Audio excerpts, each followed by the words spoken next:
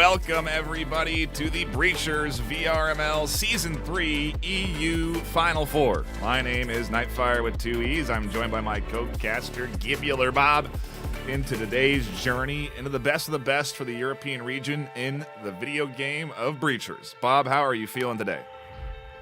I'm so excited. I was just thinking about this yesterday. We're going to have our finalists by the end of the day today, and then it's crazy to think that by the end of the day tomorrow, we're going to have an NA and EU champion. Yeah, and for those that are tuning in, not aware of how the format works or how we've gotten here, it has been 13 weeks of regular season gameplay where these teams have battled out against each other over the course of those 13 weeks to be seeded into our EU top 10 ladder. So you can see here, we've got that ladder represented here. These teams battled to get into the top 7 to automatically qualify in to the closed qualifier. We then held, I think 2 weekends ago, the EU Challenger Cup, where we had one team advanced in as that final 8th squad to round out the closed qualifier 8 teams. Last weekend, we had battles between top squads that resulted in some fantastic gameplay, Bob, and I just want to throw up some clips from the matchup against Cheeky Breachy and Sunset Ravens, because I don't know about you, but I wasn't expecting Cheeky Breachy to perform as well as they did. Yeah, they did a tremendous job. Almost found the win there against Sunset Ravens, but SR were able to pull ahead. They were able to make it out of that matchup, but it's not going to get any easier for them because now they're going up against Berserk. That'll be our second matchup of the day. But first up is actually Acer EU versus Nexus, that number 1 seed versus that number 4 seed. And here's the thing, Acer EU, Nexus, both really good performing teams here. Acer EU actually undefeated in the season so far, but I believe one of the teams that they tied to this season is actually Nexus. Yeah, their last encounter, 15-13 on the score, Bob. So I think what we can expect this afternoon is a big matchup. I think in some regards, a lot of people were maybe anticipating this to be the EU finals, right? The sort of Acer versus Nexus battle. But I still think that even for this to be a semifinals matchup is awesome. I mean, this weekend is going to be packed with great games, and I'm stoked that we're starting it with Acer EU versus Nexus. And I think obviously I'm leaning into the Acer EU camp here with the success of the regular season from them, but they did get challenged a little bit. Chaotic, obviously. Well, actually, not yet, really, right? Because Chaotic was our Challenger Cup qualifier, and frankly, Acer EU did what Acer EU does against them. So I don't know that we've seen them challenged yet in the postseason, honestly. Well, here's an interesting trivia fact for you, though. Okay. Acer EU have not won any championship. Their players, none of their players have. They've all been second or third. Last season, their team was posed as, I think, the favorite to win it, but they were knocked out early by Ragnarok, and IV went on to go ahead and take the Season 2 championship. So this is they're on the redemption arc now.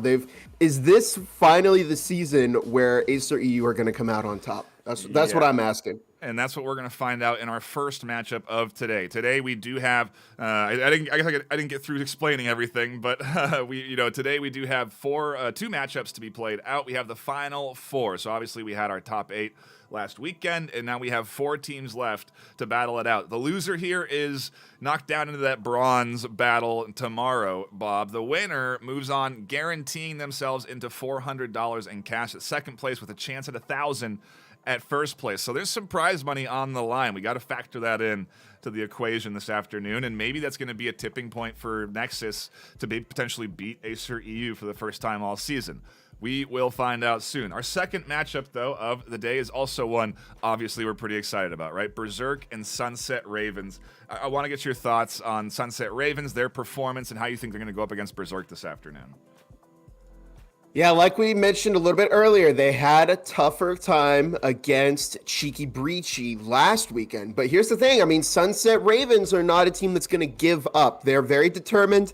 They believe that they can do it. And most importantly, they have a lot of clutch moments on their team. They're capable of pulling off those clutches. So it might not be the prettiest display, but Sunset Ravens definitely has the capacity to pull through and get one over on Berserk. However, Berserk also a very, very strong team. Yeah. They went 2-0 against Niffin last weekend, and so they're not going to go down easy, and they could potentially shut out Sunset Ravens to go on to the finals.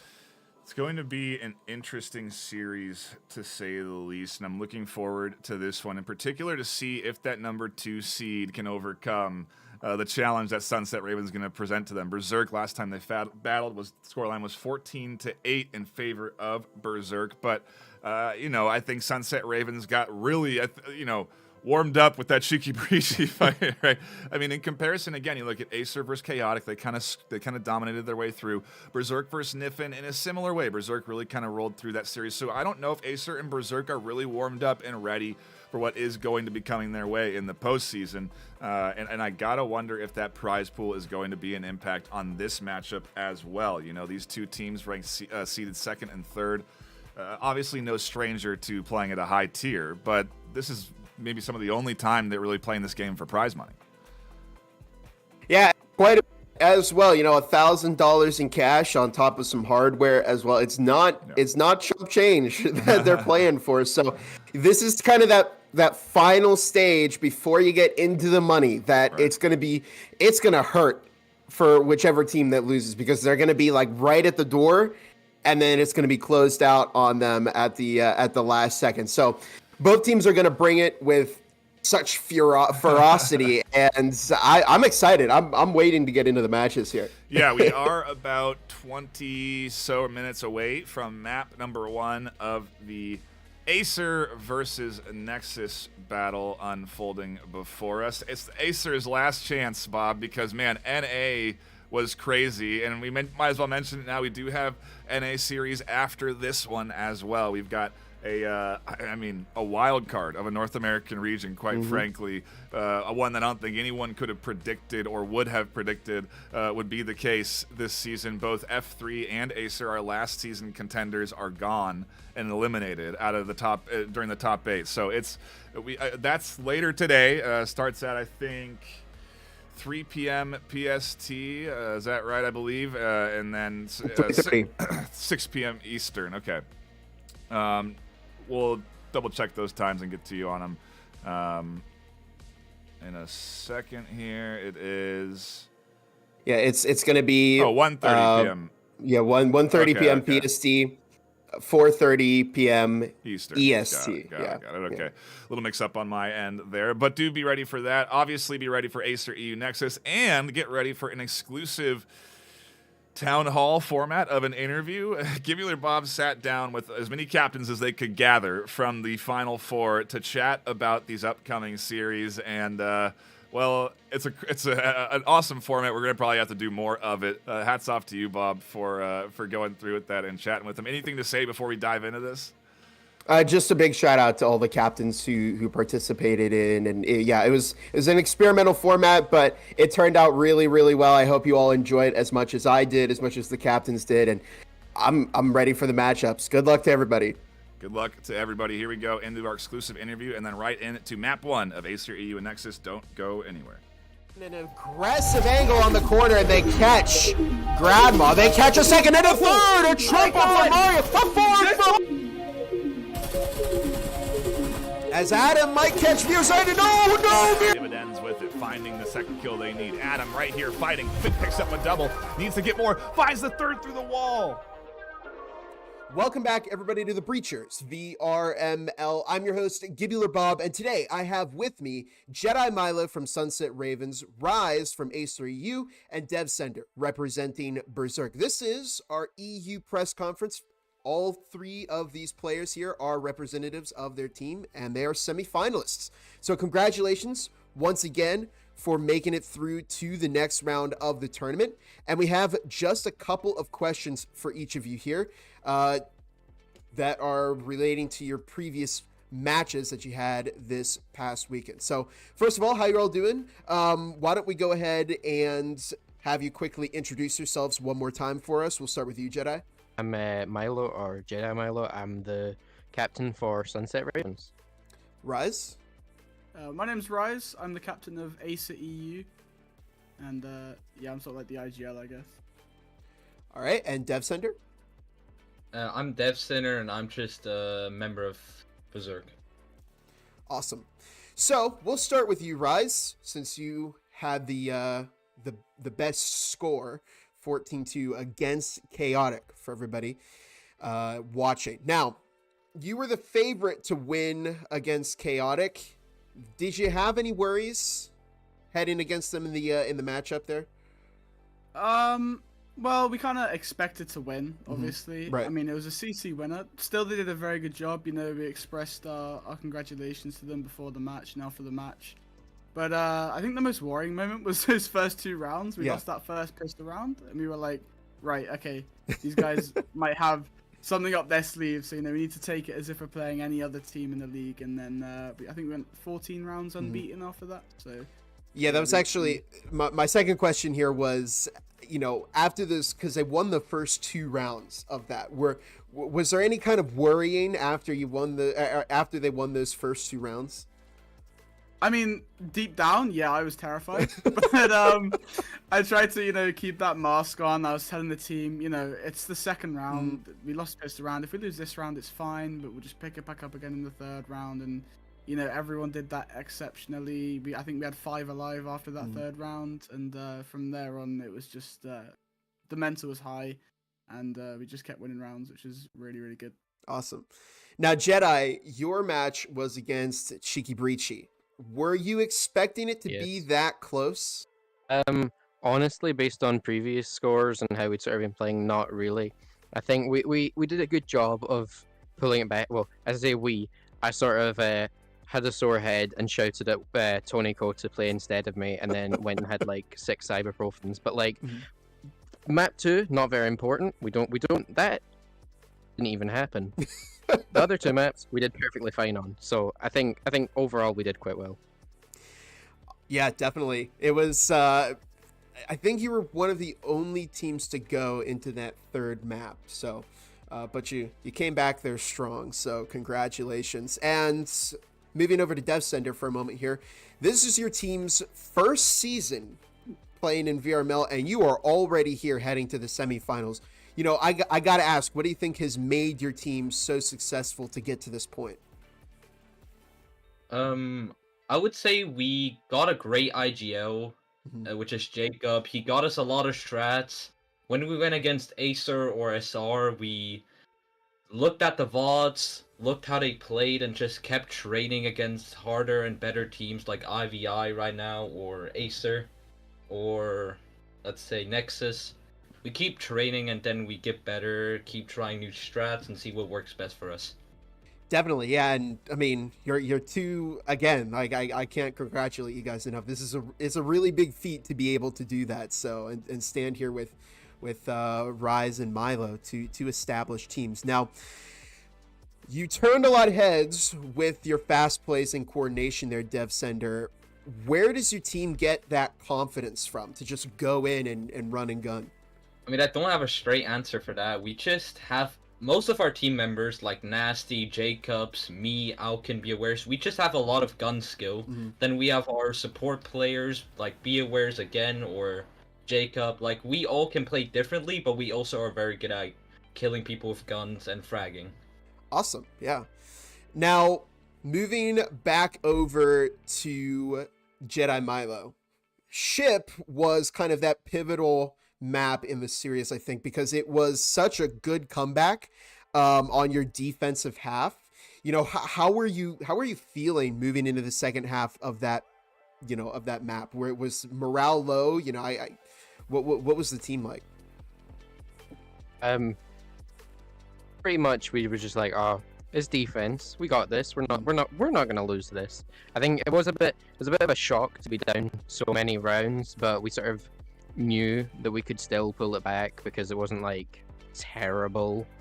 I'm pretty sure I wasn't fully paying attention to the rounds, to be honest. I just assumed it was like pretty close. Right. Like I don't need to check the rounds. I'm sure it'll all work out in the end. You see, you kind of just take it one round at a time. Yeah, I would say so. Now, Rise, Mr. Tabs was kind of the cornerstone there of your team, dropping just an insane amount of kills in both maps against Chaotic. I gotta ask, are they going to be there this weekend? I mean, it'd be stupid for him not to be there, I think. I think, you know, he did really, really well. I'm not going to, like, he dropped, I think, over 30 kills across both maps. But one of my favorite phrases I like to use is, the higher up people go, the harder they'll fall. So, you know, he did very well against Chaotic, don't get me wrong. Tabs, I love you. You carried the hell out of us. But, you know, it's important that he stays grounded, you know. He's not going to drop 30 kills in 2 maps against every single team, especially in the semi-finals against Nexus. So, well, if he does, I mean, I wouldn't complain. But, you know, it's not as easy, I suppose, to do it against a top 4 team.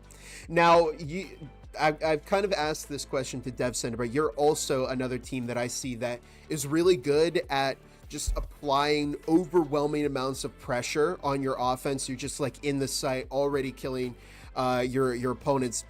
When did you kind of first start adopting that play style?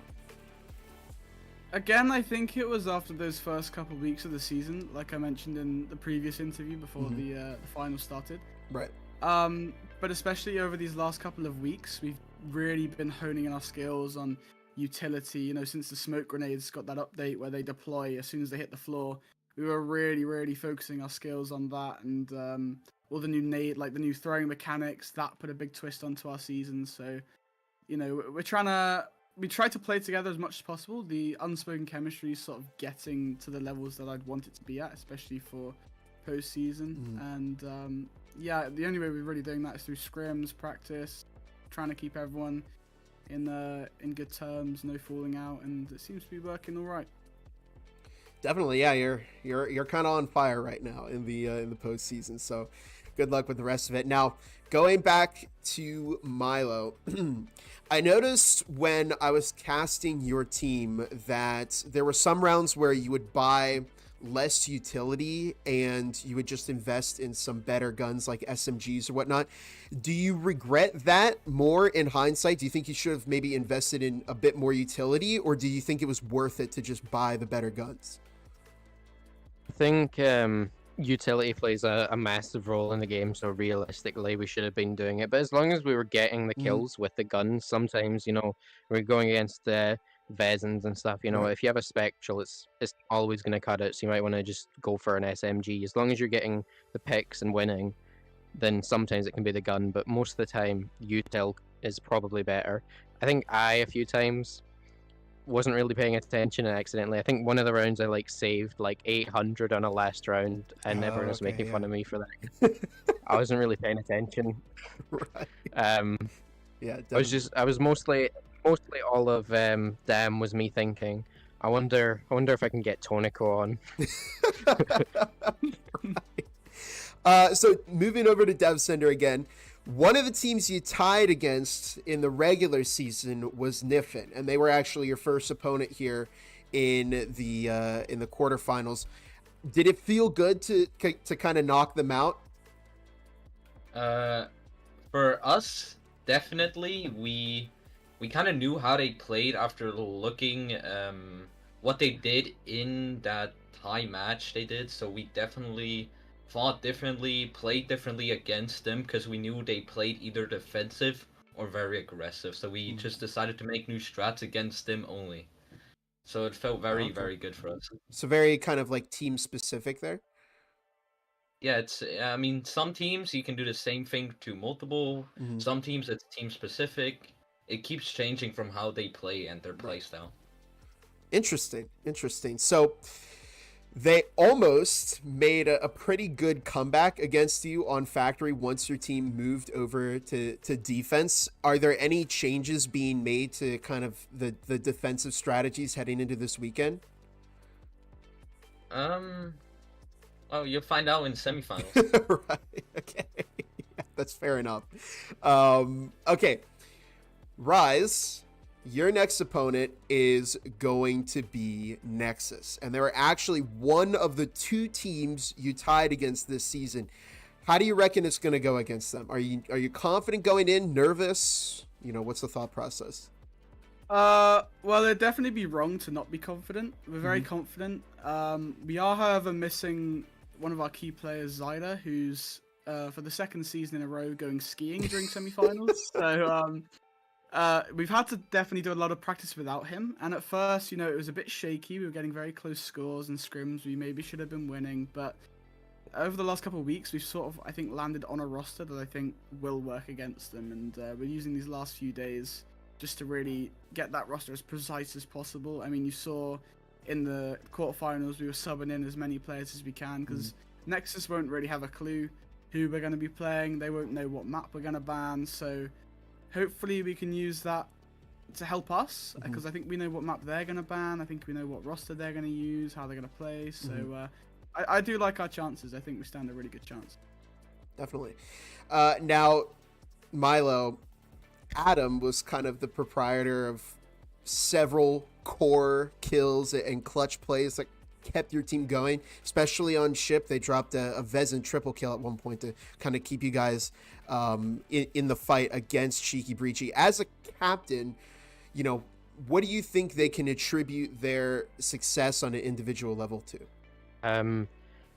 Never getting off this game for absolutely anything. Adam plays a lot of breaches. It's gotten to the point I don't even ask him if he can play matches or scrims. I just tell him that he's playing because what else would he be doing? Nice. Yeah, love the approach there.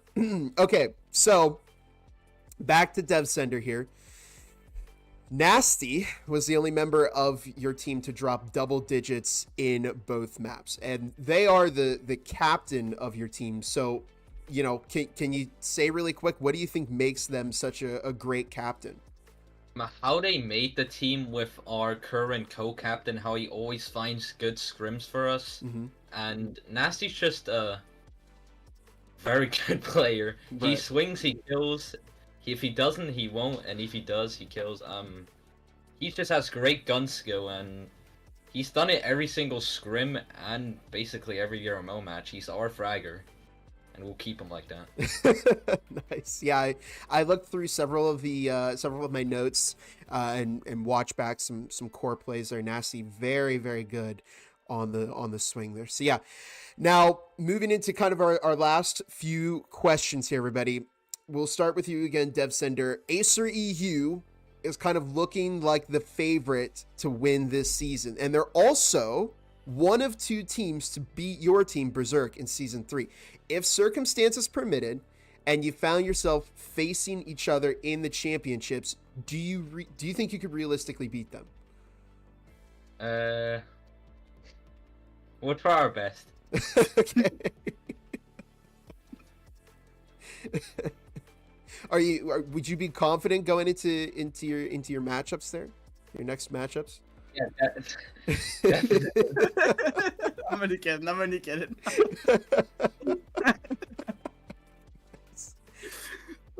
Okay, well, Raz, I got to quickly ask you, because this was a big update that we saw dropped yesterday.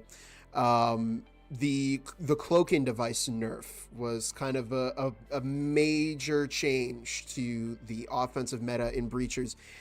Is your team still going to use it heading into the season, or excuse me, into the weekend, or are you kind of thinking of something else to use? I mean, as for the nerf, it kind of like cloaking devices weren't really something we relied on a lot. I know some teams really rely on them. Like in the NA side, there's teams that rely on them. But yeah, where the nerf came in, there was a buff on the other end for instance, which is also something we like to use a lot.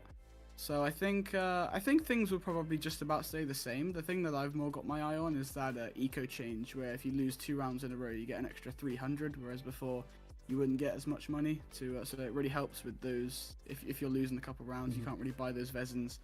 So that will definitely help out, especially if we lose those first 2 rounds again, like we did against Chaotic. But hopefully that shouldn't happen. Right. Now, one final question for you here, Rise. Nexus, the team that you're facing next in the postseason, was one of the 2 teams that you tied against this season. So how do you reckon the matchup against them is going to go? I think it would be good. It would definitely be a close game. It would be great for neutral supporters of well, the people who don't really support either team. But it'd also be good for people who do support the teams. I mean, the Acer NA team went out quite early, which was pretty unexpected for me and as for the rest of the community, really. But we kind of have a debt to repay them. You know, we went out early last season, so it's our turn to get something back for them and, you know, keep the brand in a positive image. So yeah, I think it'll be a really close game, but I think we will come out on top. Fingers crossed, if the curse doesn't persist. So okay, and then finally for Jedi Milo, you actually lost to Berserk, your next opponent in the postseason, in week 7 of the regular season. Do you see this Saturday playing out differently? I don't remember that, so it probably didn't happen. Okay. So I'm pretty sure we should be fine. I reckon we win this. I don't have any memory of any kind of loss at all, so we'll be fine. We'll be fine. There you go. Awesome.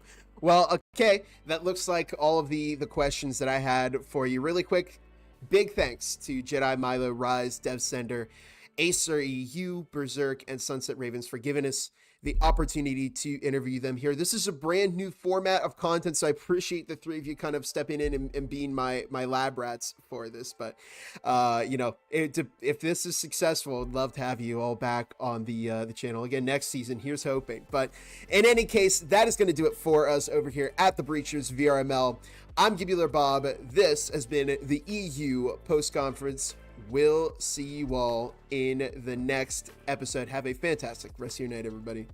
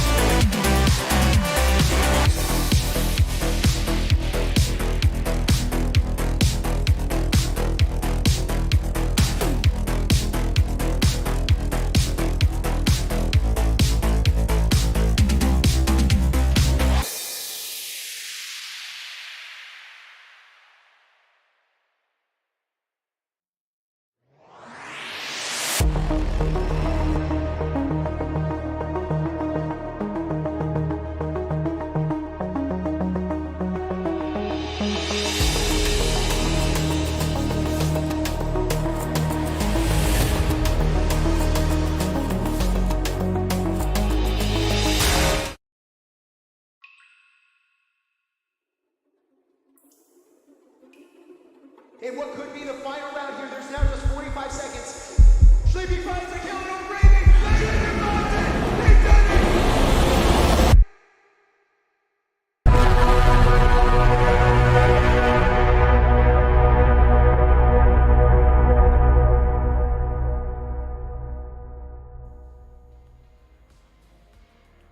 Welcome, everybody, to the Breachers VRML Season 3 EU Top 4. My name is Nightfire with 2 E's, and I'm joined by my co-caster, Gibular Bob, to dive into the most competitive games that we've had all season long, will have all season long, are going to have in the EU region. Bob, how are you feeling today?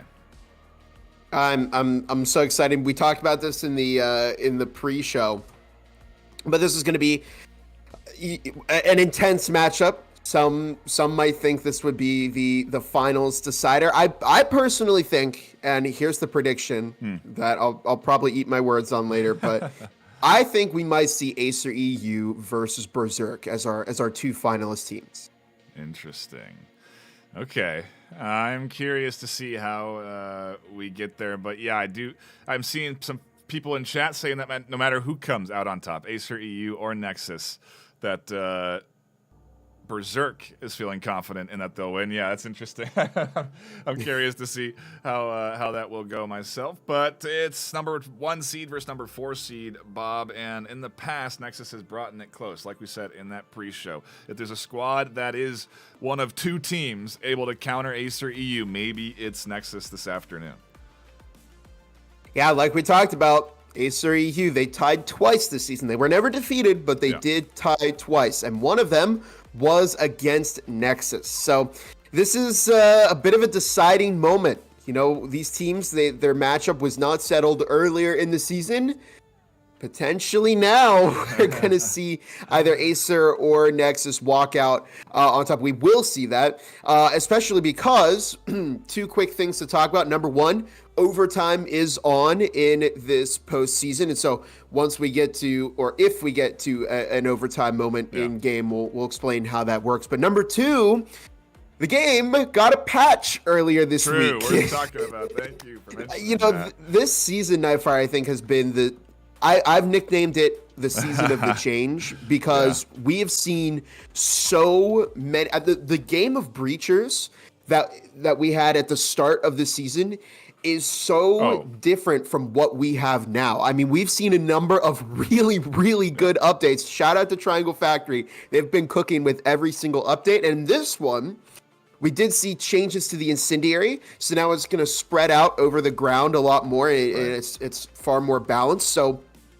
it's going to be far more effective at denying area once again. And also, we saw some changes to the cloaking device as well. So when you're standing still and you have that cloaking device, it's going to be far less transparent. And when you shoot with the cloaking device, it's automatically deactivating now. So it behaves a lot more like a cloaking device from a game like, I guess, Halo, their cloaking device there. So I'm curious to see how this is going to affect the meta. We'll start calling it active camo too while we're at it, but it should be a exciting adjustment to your point, Bob. I don't think there's anything else that's too drastic. I think we talked a bit about it. The Taurus got a little bit of a tweak. Its damage fall off a little bit more solid at distance, so that may see a return, right? Maybe that's why the Taurus kind of fell off a little bit, this season in particular. Not to say that it didn't have its moments in the postseason, right? I mean, if anything, with how well it did this postseason, I anticipate that we'll see it brought out here this weekend too, right? Yeah, of course. A lot of the issue with the Taurus is just how difficult it is to consistently get those headshots, because you talk to good Taurus players, and the thing is, you miss that first shot and you are likely going to die in the gunfight. So it's a very high skill ceiling for players who know how to use that Taurus correctly. We did see on Cheeky Breachy, Scottish Ripper was making excellent use of that Taurus. A good friend of mine, Hane, shout out to Hane, one of our moderators, still cleans up with the Taurus. So they do exist in the community, but they are few and far between when compared with a gun that has a little bit less risk involved, like the Spectral or the Cyclone. Right, yeah, and I mean, on top of all of this, obviously, there's been substantial economic changes and adjustments to the game just between season to postseason that all of these teams have been adapting to. I think we've really got to see how these teams have adjusted in a big way, with the SMGs becoming way more prominent in play this postseason in particular. I think we're going to see that trend obviously continue this weekend as well, right? Absolutely, yeah. And speaking of economy adjustments, there actually was a bit of a change made there that I just remembered. Lost bonuses are now scaling to meet the new cost of rifles, so teams that are consistently losing might be able to afford those rifles a little bit sooner than they did in the past weekend. So that's an important one to mention, Bob. Yeah, but it kind of feels like, you know, every week we're having like a new update here that is changing the way that the game is played, and so I think it shows a lot of versatility from these players to have an update drop on Tuesday this week and then prepare enough for competitive games on Saturday, especially since this is going to determine who's going to go to those EU finals tomorrow. Bob, we forgot the most important one. When you're in the pregame lobby and you score a basket into the basketball hoop, confetti shoots out and you get an audio cue now. That's got to be maybe the most important update in the thing right there. I mean, come on. Definitely, yeah. Jeez. Yeah. Can't forget that. But we are ready. We do have lobby going. We do have teams in lobby. On Nexus, we have Petrol, LPC, Goatboy, Pixel Player, and Peter Whiffen. And over on Acer, we have Rise, Bob, Gradma, Ran, Six, and Tabs. Standard rosters from across the board there, it seems to me. Nothing out of the ordinary on that end. And Map 1 is already chosen, Bob, so we might as well give that away because we are going to dive right into it, so I guess no need to stall any longer. It's Dam to kick us off. What do you think of Dam here on the opening map?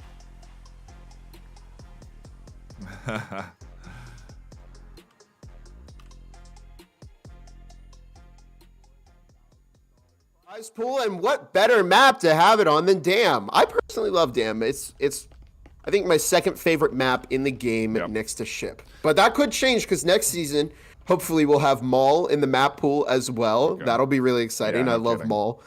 But yeah, so Dam, I personally don't think it's sided, it favors one particular side. I know people say it's defensive sided, but I've seen good offenses here. I've seen good defenses here.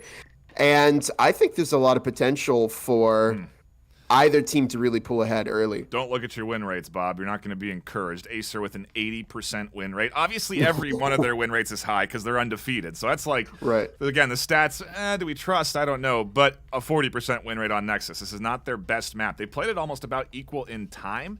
And so it should be pretty, I don't know, again, you're seeing the best of the best battle up against each other in the EU region, so you can expect there to be some pretty dang good strats coming out here, as we do have Nexus on defense, Acer on the attack for round 1 here of map 1 of our final 4. Loser goes down to the bronze matchup. Winner automatically qualifies for $400 in cash. And here you can see the entry from Acer EU. There's Rise, the captain, taking point. Mr. Tabs, the MVP of last weekend, who dropped double digits in every, single map. So we'll see if they can keep that process up today. Petrol looks to go and find an early pick as Rise is routed off the EMP early. Mr. Tabs finds Goatboy. Petrol looking to potentially secure that refrag, and they do. A couple of bounce back kills from Nexus, but Acer EU staying ahead here. It's down to Pixel Player, and Peter Whiffen, Ran 6 finds one. It's down to Pixel Player, last member of Nexus, standing in a good coordination, a double swing there from Rise and Ran 6. The fist bump as Acer EU taking the first point of the match. It is a solid opener for the Acer team, and what do you expect with a squad that's undefeated? Nexus are going to have to do a lot here to fight back against what is going to be the overwhelming coordination of Acer EU, and they're going to have to do a lot to fight back against momentum, because I think with a team like Acer, when they can gather it, when they can start to get that momentum going, when they can execute a pistol round with 4 left alive, there's a chance that they can kind of start to run away with things like they did against Chaotic in their first map of the postseason, but we'll see. Nexus is a different story. Nexus is a team that's fought this squad before, so I anticipate, like we saw, honestly, last weekend as well, Nexus to bite back and be a hard team to get a W over. And you can see that in the way that they're playing their economy right now. They're purchasing utility. They've picked up some omens, so they're going to go for those burst kills. I imagine we're going to see some of their players play a little bit off-site, try and surprise this Acer offense, because if they can manage to isolate one of those Acer players with a rifle and burst them down and get that kill, they may be able to secure that for their own team. Here we go. Round 2. Breaches are in. Peter front-lining as they extend their way up to the outside of this defense, looking to grab an early pick. Shots come in from that Omen, but do miss over the top. And the wall breaks down for Rise to potentially make their entry through. And Mr. Tabs, so they are still making use of that cloaking device. We do see Petrol over in the cafeteria hallway. Frag is tossed, but they're about to be double swung. Tabs did go down, and Rise secured that rifle. So Acer EU still have some momentum here. It's a 4 versus 4, but there is still an Auril and a Marui on the side of Acer EU. And it looks like it is going to be that A push there. The wall onto A has been foamed. Bov checking the flank as Rise, Ran 6, and Gradma all making their way through security. A minute 20 on the clock. There goes the wall. It's been opened up, and Rise is going to look to make entry for their team there again with that cloaking device. And incendiaries across the floor, and there you can see the brand new spread, but Rise goes down to LPC. Ran 6 is going to look to catch some kills. They find 2, but do go down to Pixel Player. The rifle is now down as well as the heal, and this is not good for Bob at all, as that Marui is in the hands of Acer EU, and Bob is double swung. And there's Nexus finding their first round here, and I think maybe Ran 6 pushed a little bit too deep with that Marui. No kidding. We'll take another look at that replay that locks them in the round. The push out from Pixel was huge. And a bit of a chaos in decision-making there from Gradma, I think, as they tried to grab a rifle off the ground, maybe not anticipating Pixel Player to be there alive and well. But, again, a really nice pickup there. The double coming in, an aggressive swing up from Bob that, like you said, ends up putting the entire team sort of at risk. And I think without the clutch from Pixel, obviously things go awry. But a great team swing then to push out to Bov.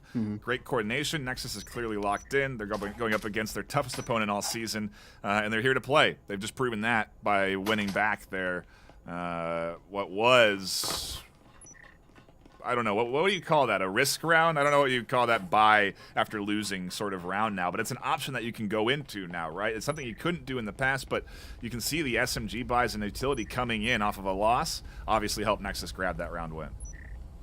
Yeah, definitely really is. That's good terminology for it, a risk buy, because they invested in 5 Omens. If they didn't get that round win, their economy would still be quite bruised, but now they got the win. They were able to secure 2 rifles off of Acer EU, and Acer are able to bounce back. They purchased some rifles for themselves, but the economy, when you look at it, is much better for Nexus right now. There's a drone taken out early in the round. LPC, Petrol, and Peter Whiffen all taking point here as Rise goes down early. Tab securing a refrag, looking to find maybe another one.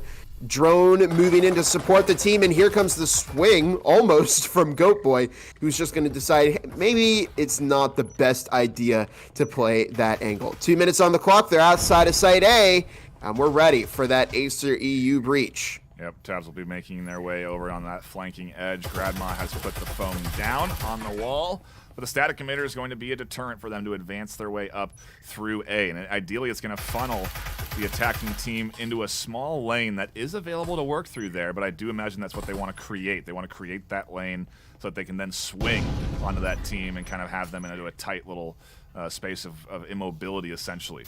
Smoke comes out just to throw a little bit off, and there is Petrol, just like I called, ready to swing out as soon as that EMP plant comes up against that bomb. That's actually a genius smoke because Nexus threw it so it'd obscure the trip mines. But Mr. Tabs finds a double kill. Grandma looking to get that EMP planted. Petrol has nowhere to go. As Acer, you get the EMP down. Tabs finding another kill.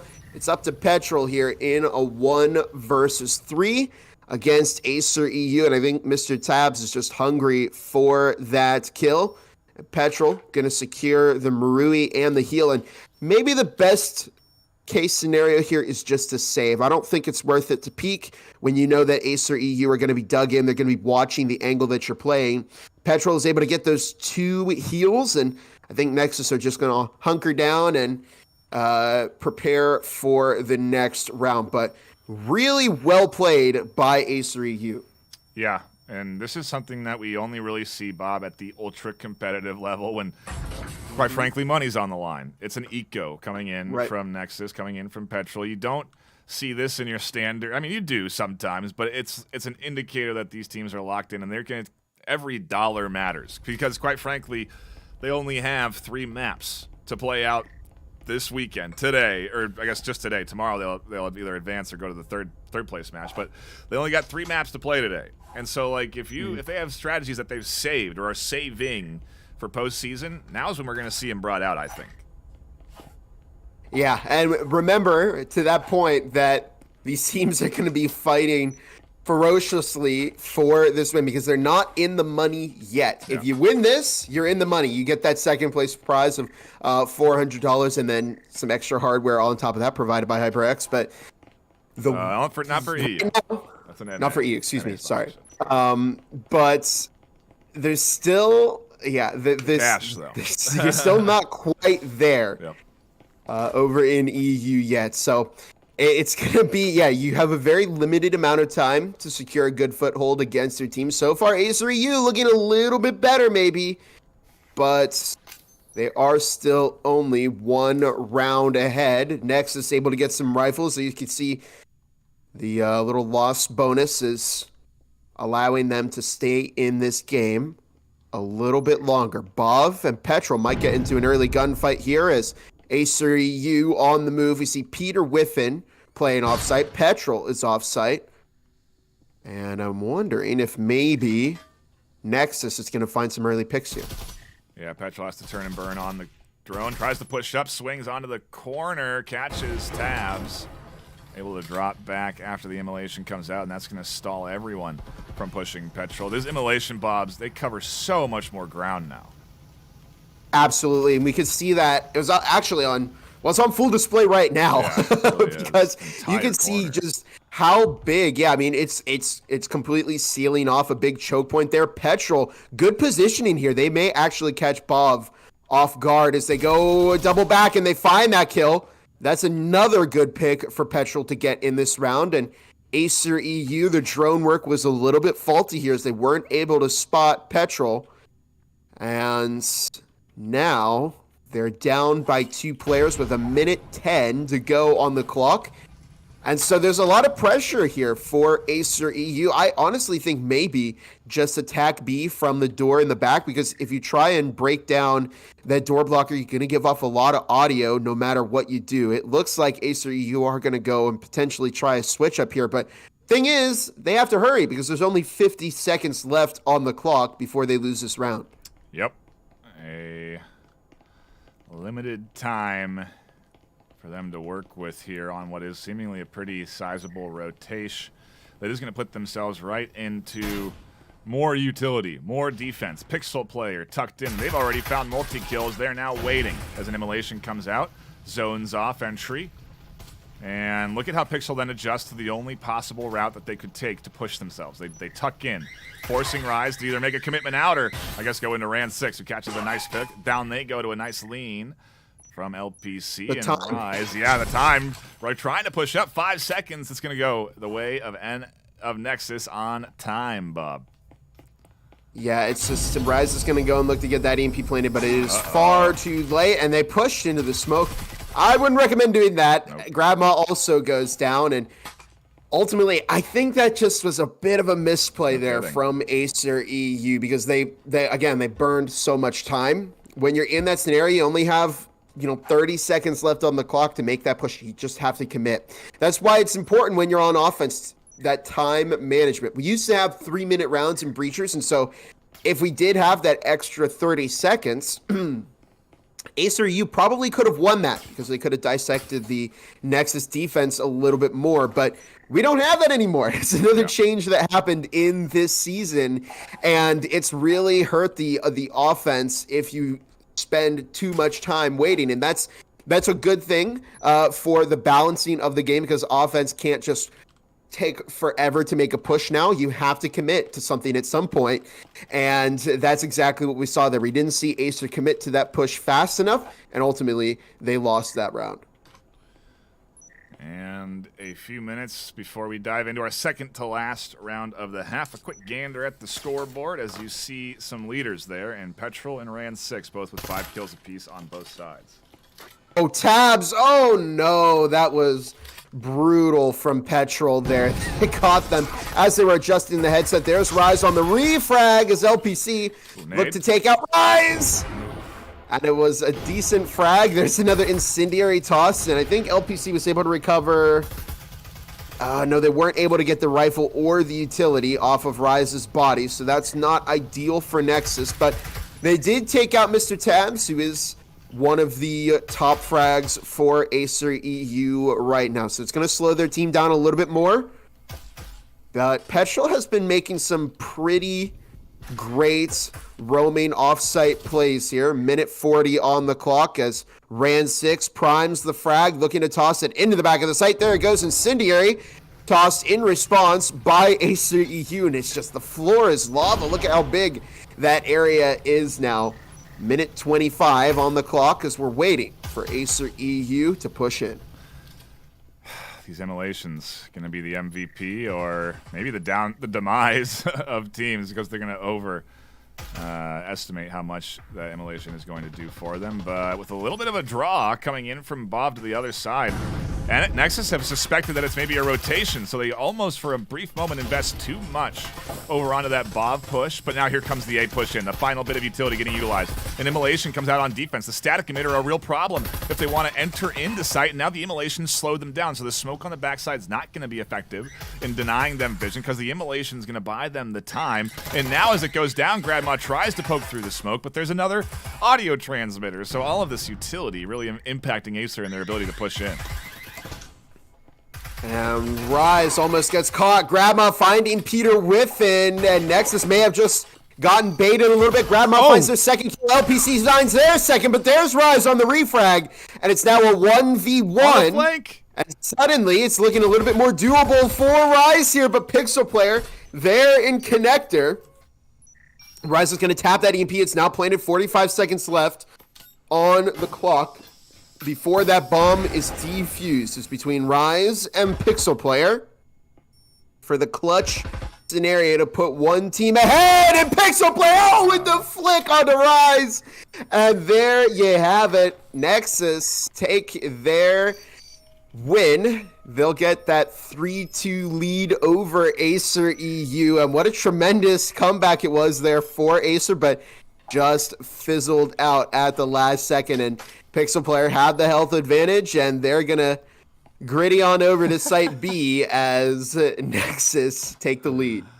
Indeed, they will. And again, the aggressive swing with the Omen pays off against the Marui in the short quarters. I mean, or actually, they had a Vezin. Interesting.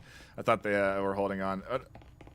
What was it? Oh, it was a Viper. Gosh, the Viper I always get that Viper skin mixed up for the Marui when you have it kitted up. But the Viper comes out on top in the close quarters, and it's the postseason of SMGs, Bob. They reign supreme in a lot of these tight maps, and I mean, Damn ultimately does get pretty close quarters based on your objective, right? They do have some long alleyways where Marui does really actually shine quite nicely, in particular on this objective here. There are some long angles, but there are also obviously some very tight OBJs on Damn that do warrant maybe a bit more of a faster shooting gun like a Vezin over the Marui.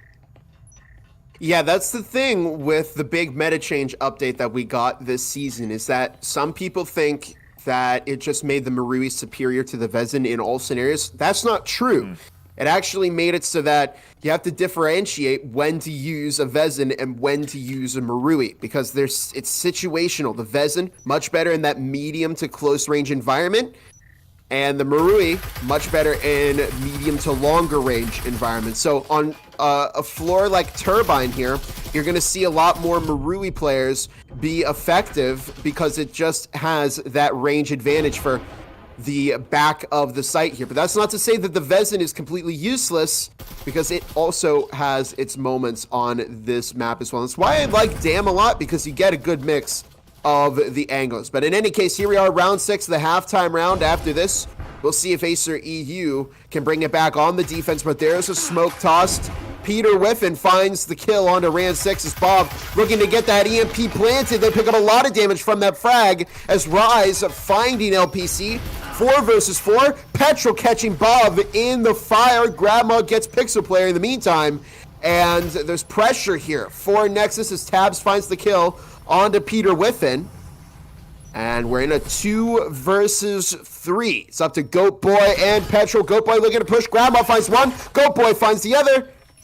And Tabs with the refrag to tie it up for Acer U heading into the second half.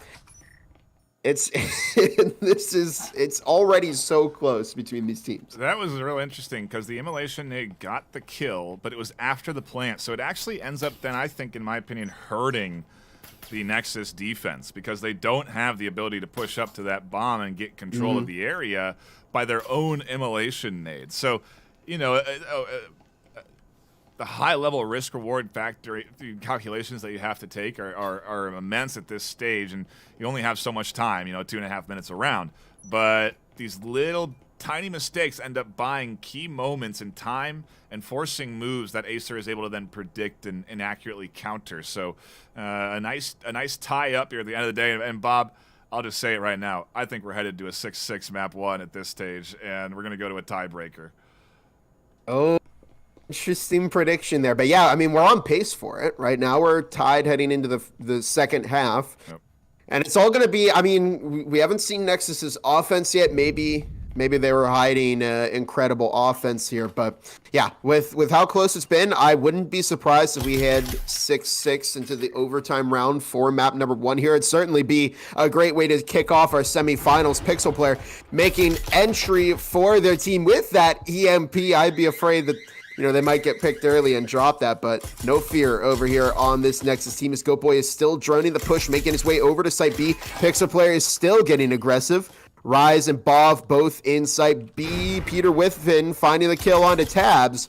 With the minute 50 on the clock, I wonder if Grandma is going to be spotted here on the roam. They might find Peter Whiffen. They're about to meet each other. Grandma finds one, looks for the second, but they will get refragged. Counter. Obviously, a squad like Nexus going to be ready for big flanks and be able to adjust to them. But a 1-for-1, I suppose, is a net positive. Rise scooping up another turns things into an even 3-3. A nice smoke that comes out and it allows Pixel to cross the doorway, but is going to make it a bit difficult for them to push out effectively against this defense that's here. They're going to try. They're going to barrel through Goat Boy and Pixel as Pixel finds 2 on the backside and a beautiful push. The 2 make their way in and EMP goes down. And it's up to Bob in a 1 versus 2, and they go down as Pixel Player catches their 3rd kill. No fear from Pixel Player at all that round. They were not afraid to push in, get aggressive with that EMP, and they are just walking out as a total champion in that round. But here we go, round number 8 as Nexus now take the early momentum here. It's going to be up to Acer EU to bounce back a little bit. It wasn't the best defense on Site B, and so I'm curious to see maybe that's an indicator into how this next round might go. Here's what's concerning me, Nightfire. They're purchasing only 1 Omen. If you remember, Nexus was in the same scenario. They stacked up on their SMGs, and it's important to do that because the other team is going to be buying into some SMGs and some rifles, which is exactly what they're doing. They've purchased 3 Omens, 2 RLs. They're going to have that firepower advantage, and so only keeping 1 Omen up, you might be guaranteeing that they get this extra round. It also maybe makes me wonder, is Acer not queued in yet to the big meta changes on economy for your double win loss, because maybe they haven't had double wins wins or double losses happen to them, so they don't even know that there's an increased monetary value there. I'm curious because I think that's the idea, is that you can invest into omens now after you lose round 1, because if you lose again, you'll still have enough to be able to buy in and be competitive in that 3rd round. And Tabs goes down early to Pixel Player, and I think we're going to start to see Nexus steamroll here on this push because they just have such a firepower advantage over Acer EU. But of course, if somebody goes down and drops them a rifle or an SMG, it could quickly change for Nexus. But LPC finding the kill on a Grandma. Here comes Pixel Player looking to get that EMP planted. Very nice use of the incendiary and cross angles, and it's up to Bob. Wow, I'm going to use a phrase from Martini here, clinical execution from Nexus on this round. I mean, they were on every angle. They had great utility deployment. And now, for the first time, they're catching a 2-round lead over Acer EU. Yeah, it is impressive. I'm seeing some interesting comments in chat, Bob, about our terminology. And I've always called it what I've called it because I think it's what they're called, but maybe I'm wrong. Is it immolationate or incendiary? No, it's the incendiary. Okay, and is it proximity transmitter or audio transmitter? It's proximity sensor. Okay, very good. Well, now we have it. But that's like your trademark phrase. I know, the audio transmitter. Called the immolation aid and the audio transmitter. Well, either way, I'll adjust my terminology on my end because I want everyone to be happy. But yeah, people know what I'm talking about, and the utility, ultimately, at the end of the day, I think is what's standing out here today, Bob. We're seeing these immolations come in all the time. You can't make me say incendiary. They see them coming all the time as they get thrown out by these squads. I mean, I think we're way more than we've seen them even in the postseason that we've already been tuning into these last few weekends. Yeah, we've seen a lot of utility usage increase in this season alone. In postseason, we've seen a lot of the incendiary, but it wasn't as effective last weekend because its deployment had a little bit of a bug to it. But now, I mean, yeah, we're seeing, I think these teams have realized just how important that incendiary is for these pushes. And it's a good indicator of when you're on this master tier level, like Nexus and Acer EU, utility is so important for the game that you're playing here. We see Bob over on the flank, and they might run into Pixel Player soon enough here as Nexus are setting up for a Site B push. And I gotta say, this is probably the most Site B pushes I've ever seen on one map of Dam. Bob, I don't think you caught it, but I did, and I got it on the replay. As we do actually push in, Grandma finds a kill, and Petrol with a quick refrag.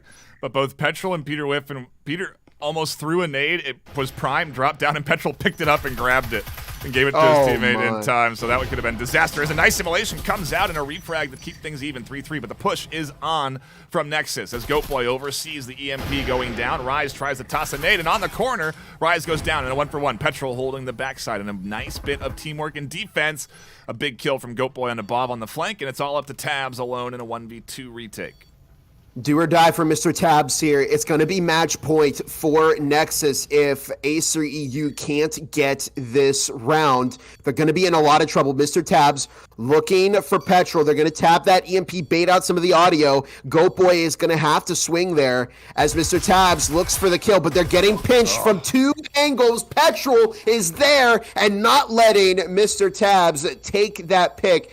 And again, that's the coordination. I don't know if you saw that, but Goatboy is giving off audio from where they're pushing in, and then they double back and wait for Petrol to slowly push up onto Mr. Tabs. That's really good coordination here from Nexus. They know what they're doing. They know exactly how to play their numbers like that. And I always say it, when you have the numbers advantage, use the numbers advantage. If you're down to just one person, use your player advantage to swing them and put them in a difficult situation that they can't win because they're alone. Yeah. Got to agree on that. It's definitely more prominent in a game like this where the TTK is a little bit longer than maybe some other shooters like Onward or something like that where one bullet does the job. So I do think it's a great strategy to lean into more, and we do see teams definitely utilizing it the most, I would argue, on pistol rounds. That's when we typically do see the big stacks coming through. Their overwhelming power in numbers at the end of the day because of just how little damage those pistols do.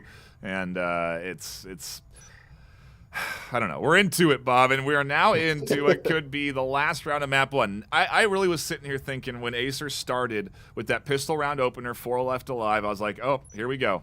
Undefeated Acer team going to be barreling through things this afternoon. But there very well could be a map win come in as double drones come through, Bob. I don't know if you saw that. 2 drones at the same time from both ends to make sure they get all the vision on this lane. And it's a very fast push from Nexus. This is a beautiful play from them as they do organizing and begin their execution on the outside of A.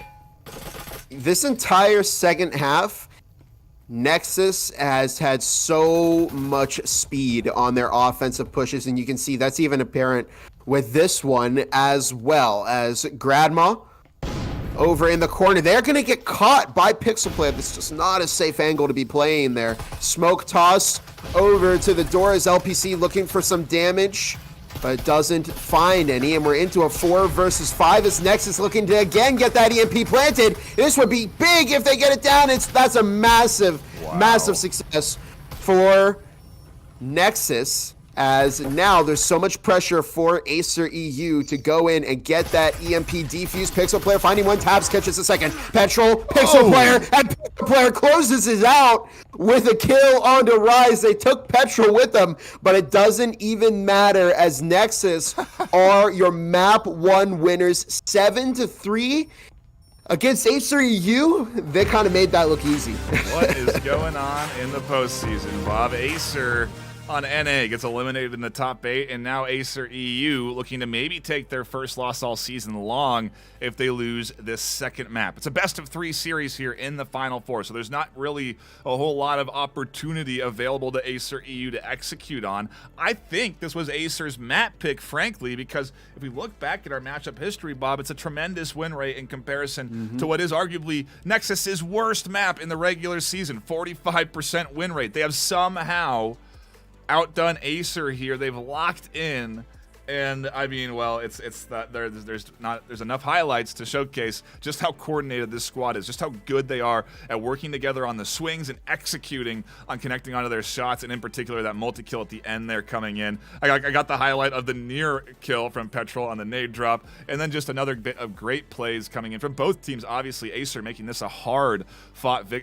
loss, and obviously Nexus, I mean, how do you think they're feeling, Bob? They're coming off of a huge 7-3 map 1 win against a team that maybe they didn't think they'd have this kind of scoreline against.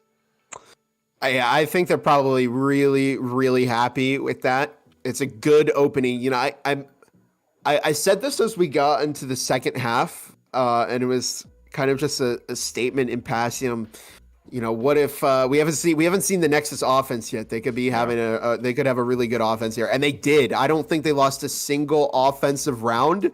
Really, really good start for Nexus, and for Acer EU, it's all gonna be about how well they can bounce back. Here we go, Bob. We're about to find out. There is no delay with these teams as Arctic comes in for our second map of the afternoon, and take a look at the matchup stats in a moment, but man, Nexus have got to be feeling good going into this one, coming off of a big map 1 win against Acer EU. And we have a bit of an issue here on Acer EU. They only have 4 players in. They have 1 bot. And I'm wondering, oh, this could be really bad for Acer EU. This is like the one time when you really do not want to be having a bot. You're one step away from going to the finals tomorrow and being in the money, and to go out in 2 maps and not have a full roster of 5 would be very, very unfortunate for Acer here. Yeah, and as long as Alex survives, there's a chance that they can reconnect in time to pilot that bot, and it's a lot, but Alex should stay tucked in. The bot usually defends with the team and doesn't push out like it used to in the old days. A great update by Triangle Factory, our fantastic sponsors for our postseason and regular season. Look at this nade bomb. Oh my goodness. S-tier frag from Mr. Tabs there, as Acer EU don't even care that their player down. Oh, their player has returned. Ran6 is back. Yeah, just in time to keep their team fully stocked heading into this second map. If you're just joining us, map 1, 7-3 went to Nexus, as Acer EU are going to look to pick up the pieces of map 1 that they'd probably rather forget. Goat Boy and Grandma about to get into a gunfight on White Stairs, but in the meantime, Site B has been opened up, and Nexus getting ready for the push in. Oh, that might catch us. Extrius. Rise finds another kill. Pixel Player looking to get it planted. Rise finds the double. Here's Grandma on the flank. They almost find Goat Boy, but they do get caught. Peter Whiffen goes down, and it's up to Goat Boy, who catches Rise. But Mr. Tabs was there on the flank to make it a 1-0 game, and that looked quite nice from Acer EU. Yeah, it does indeed. Acer have subbed in Extrius to the squad for our second map, and we'll see if they're going to be a deciding factor in this team coming out on top for our second map. I mean, hey, I guess maybe we shouldn't jump to conclusions, Bob, because Nexus, to the point, have been here with Acer before. They have won a map against Acer in the regular season and then tied that series. Obviously now, it's impossible to do that. Ties are not on the table in the postseason. Tie breakers are what we go to. And so I'm curious to see if we are going to go to that third map, if Acer can come out on top here. Map 2, we could see a 7-3 reversal. The map could mean everything. But a nice opening round for Acer. I guess it looked just like this in map 1, too. And then Nexus stepped up into their leading rounds. And we can see, again, a very similar strategy where they're buying in heavier. Acer also buying in heavier than they have in the past defensive rounds, right? We've seen them maybe eco in round 2 the last 3 or 4, or last 3 halves we've seen. 2 halves we've seen. And so now it's maybe they're adjusting to Nexus. Yeah, the rifle's coming out from Acer EU. They're investing this time around, not going to get caught out on pistols, but we'll see if Nexus can bounce back here. Obviously, again, it went this way in map number 1 when Acer EU took the first pistol round, and then the immediate round after went to Nexus, and Pixel Player catching Ran6. That's an Omen and Smoke down immediately into the round. Mr. Tabs tossing a frag and catches Pixel Player, who got a little bit too aggressive. LPC catches the refrag, though, keeping Nexus up in the player advantage. Yeah, and they're going to grab that bit of SMG and move it out of the way as Extrius and a nice duo lean from Rise come together to catch that kill. It's coordination like that, Bob, that you're only going to see at this high level, as these two teams are very familiar with playing with each other. Goat Boy foaming the wall into Site B. Grandma over in the locker room at the moment. And it's still just a 3-3 spread here with Nexus. It looks like they're going to try and make the push onto Site B work, unless they switch up here. The thing is, without 5 players alive, it's quite difficult to open up the wall on B and keep control of the whole thing. You're giving Acer EU a lot of opportunity to find around there. They open up the wall, toss the smoke in, and it's a bait. They're going to go over to Site A, look to get that wall open. Grandma is going to look to be the defender in there, but they go down as Goat Boy's going to look to get that EMP planted, and look at the switch up. Wow, a hot and cold push from Nexus to get that EMP planted, and now the pressure is on for Rise and Extrius to go in and get that EMP defused, and at one point it looked like maybe Acer EU might have found this round as well, but now they have a lot of work ahead of them. Extrius and Rise double stacking. EMP is tapped. They now know that 2 people are playing on that EMP. Extrius finds one, and there's the bounce back from Nexus to keep them in this game. And I gotta say, I'm loving some of these plays that we're seeing from Nexus. I can't believe the execution on these plays, and they are definitely locked in, Bob. These are planned and coordinated and stuff that I frankly haven't seen come out from this team all season long, and maybe it's because we haven't launched enough of them on the EU side, but nonetheless, this Nexus squad is prepared, Bob, beyond what I am seeing coordination from even globally. This is really stellar teamwork here. The shot calling is unified, and they are working together as one. And I just want to take another look at that fake out that you called, Bob, as they breached the wall and overwhelmed Gradma entirely, and it was too late to rotate. Utility was up. You actually even see Rise throw their hands up. Like, how did that, like, what the heck, you know? Like, how did that happen, you know? And Nexus are right back into it. They're challenging Acer. They're looking to beat Acer for the first time all season right here in the postseason. And how frustrating would that be for Acer to once again get kicked out?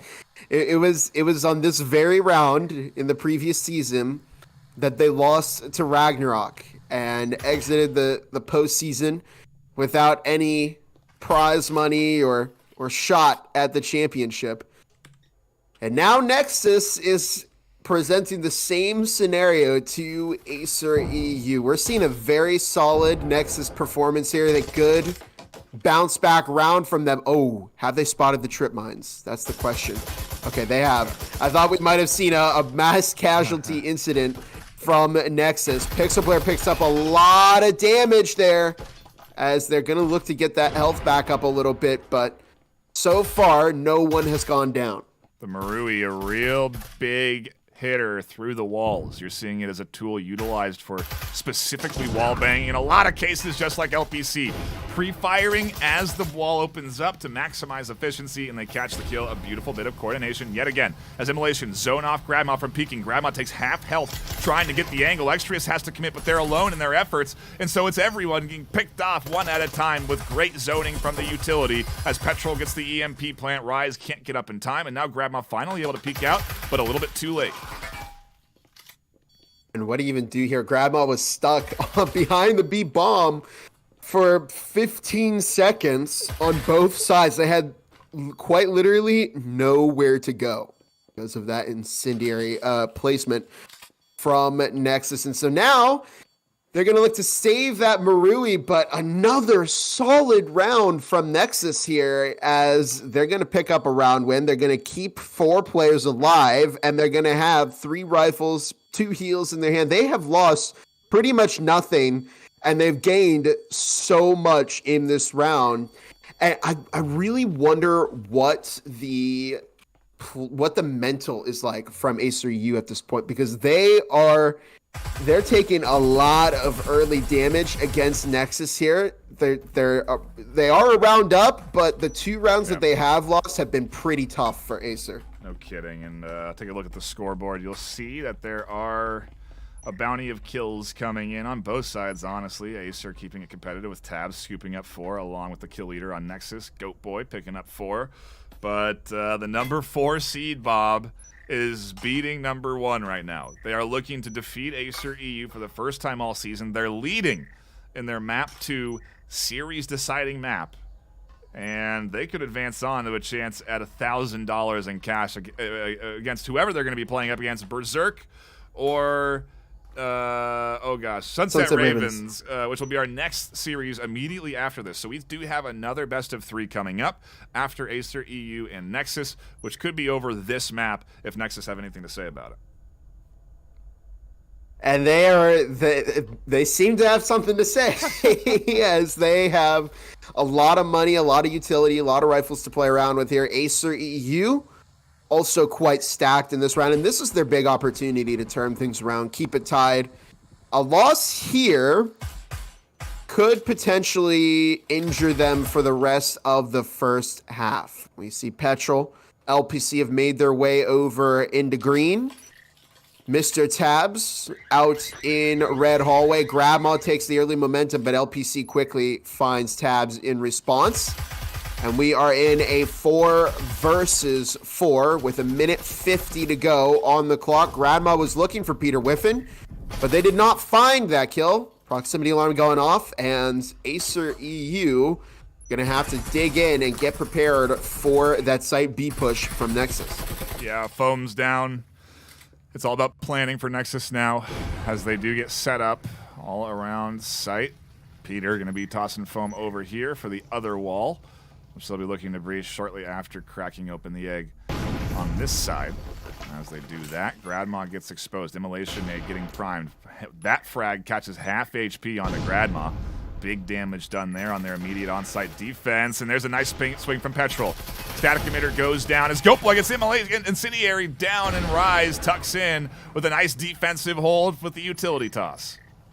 That's going to keep Acer alive here. It's evening the numbers out. Now LPC and Petrol are going to be the real hassle here. Peter Whiffen is getting defended by these two players, but Petrol is forced into a almost 1v3 swing. Peter Whiffen and Petrol looking to coordinate the swing, and Rise almost gets caught, but so does Petrol. Peter Whiffen looking to get that EMP down, and Petrol might get caught out here. They have to work as a team, otherwise Ran6 is going to get that flank. One goes down to Petrol. It's up to Rise, the captain of Acer EU, to keep their team alive in this game, and Nexus are not taking the gunfights, and they're playing this so very well. Petrol, I gotta say, amazing response to a very, very pressuring scenario, and one goes down, but there's the coordination and the complete trust from Petrol there that Peter Whiffen would secure the refrag, and Nexus 2 rounds up on Acer EU.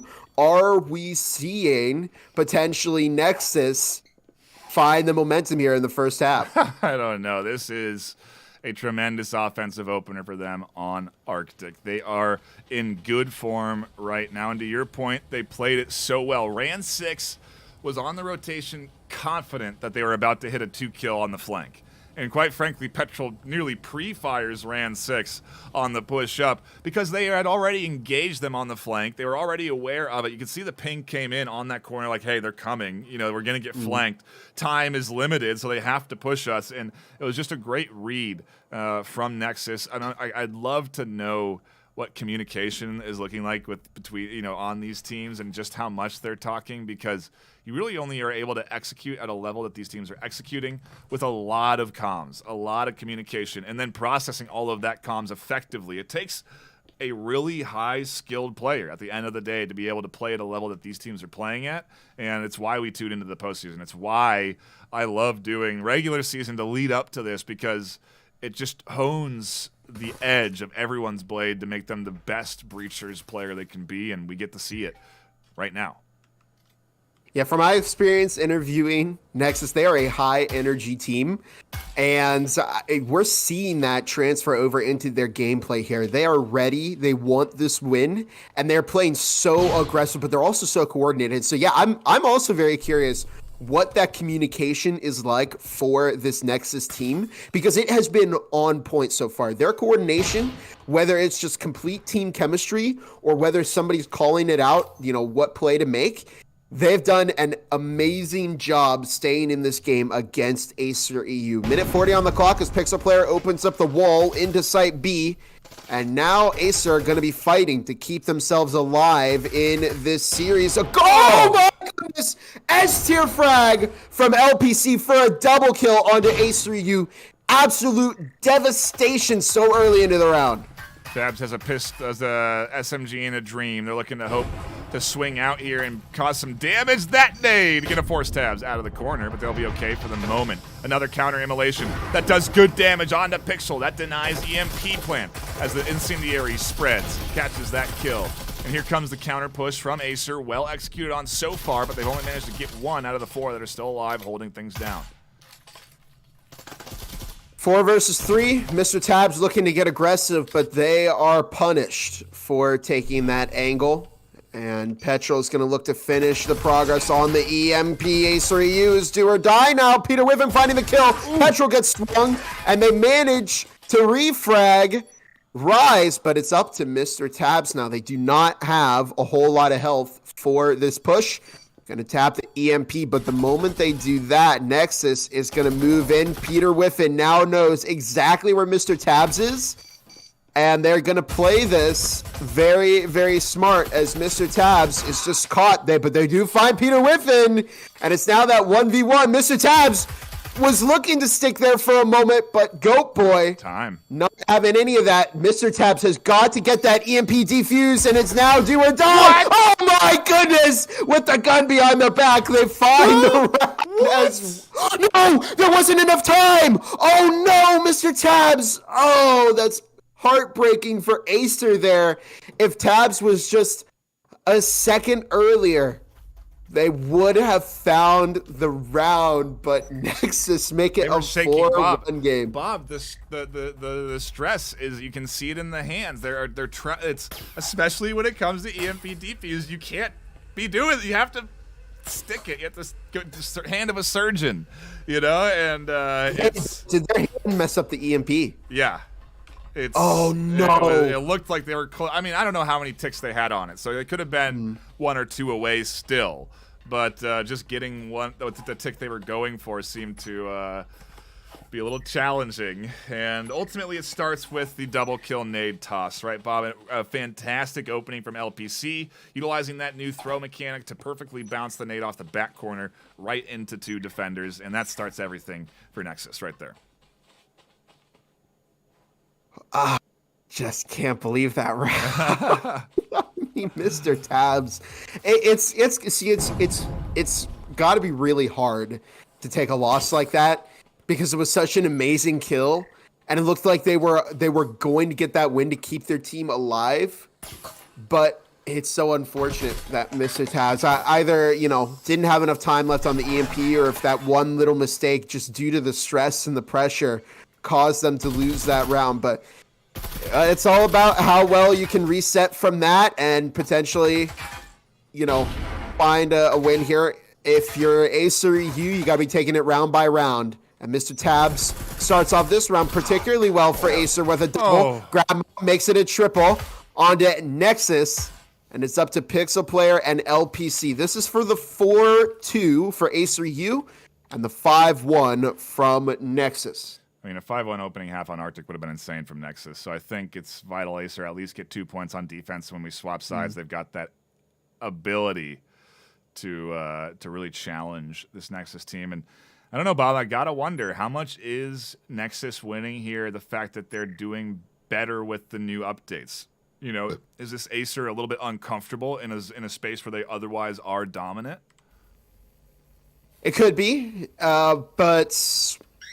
Well, they could be using some incendiaries over on their team as well. I don't know if the new update to the cloaking device has been the primary reason. I just don't think they've had coordination on the level of Nexus. Yeah, I guess I agree. From all of the rounds that we've seen from Nexus so far, I've just haven't seen. I mean, Nexus has been covering every swing, every play. Tabs actually catching LPC through a wall, but it's up to Pixel Player now. But yeah. We just haven't seen that from Acer EU. And so they have potential here. There's opportunity to get their offensive half in. Maybe that's what they were waiting on. If they can go 4-2, of course, they're going to have some ability to bring it back in the second half. But Pixel Player. They spotted Pixel Player. They now know where they're going to be pushing. Mr. Tabs blocked off by the incendiary, and I'm waiting for Pixel to actually push into their own incendiary device. 5 seconds left on the clock, and it's not happening. We're not seeing a 5-1 from Nexus. No, and if anything, a dominant round to lock in and win with everyone alive and well, moving into what is now your side swap. Acer go on the attack, Nexus defend, but I don't know, Bob. I feel a 4-2 half opener for Nexus is pretty dang strong. They now go onto that defensive hat. They just need to lock in 3 more rounds, and they've got themselves an advancement onto the grand finals tomorrow. It's close. It's close, but we could potentially see a turnaround here from Acer U. That's going to be a good mental round for them to win. They're gonna keep the spirits up. They're like, okay, we've got 4-2. We can turn this game around. And really, again, it's going to be, I think a lot of these players, you just take it round by round. Let's stop thinking about the overall end game because that might work you up a little bit in the head. But, they take it round by round. We got our 4-2. Let's make it a 4-3. Let's make it a 4-4. Let's just continue to go until we get this round under our belts. But We're going to see how Nexus do on the defense here. They didn't have as successful of a defensive half on Dam. They were a very offense-sided team. And we're going to see if that's the same case here on Arctic as Tabs and Rise pick up some damage. But ultimately are still okay at the start of the round. Petrol here trying to battle back Rise with LPC supporting them as they contend early, get a bit of damage in, and as the wall goes down, a standard B push is coming through. The only real lingering element is Peter Whiffen on the flank, and we'll have to see if executed effectively, that'll come in at the right time. EMP goes down against the wall, doesn't get planted all the way. They wait for the immolation to zone off, and Petrol gets flashed and tucks into the immolation in the corner, because now the immolation spreads. And maybe they weren't anticipating it to be there. Gradma catches Whiffen on the flank, and now it's just down to the 3 Nexus defenders. Acer are in good shape here as they pick off another one. 2 versus 5, 1 versus 5, 0 versus 5 as Acer are back in this game. They make it a 4-3, keep their team in the round a little bit longer, and that is... Again, this is what they need. They're getting that momentum back. Yeah. They had a really tough first half, but now I think they might be confident enough to take this map. Here we go. Round 8, and the comeback train has some coal in the engine, Bob. This team is looking good. Acer are locking it in when they need to most. And quite frankly, if you're Nexus, you should be expecting this, maybe waiting for it, if anything, being like, okay, some point Acer's got to become Acer again, right? Like, we've just been winning 7-3 map 1. Now we're leading 4-2 map 2. When are we going to see this team that we've seen all season long? You look at that matchup history, undefeated across the regular season other than a series tie in against Nexus and one other opponent, I believe Berserk. Only two teams that have forced ties out of Acer EU. I could be wrong on that. Feel free to correct me in chat if I am. But either way, Acer EU are no team to get overconfident with. And round number 8. Potentially the round where Acer ties it up and keeps their team alive in this EU championship. Reminder, if you're just joining us, we have 111 people watching. Thank you all. But map 1 went to Nexus, 7-3. Map 2, still in favor of Nexus, but don't count Acer EU out because they are on a comeback streak like no other.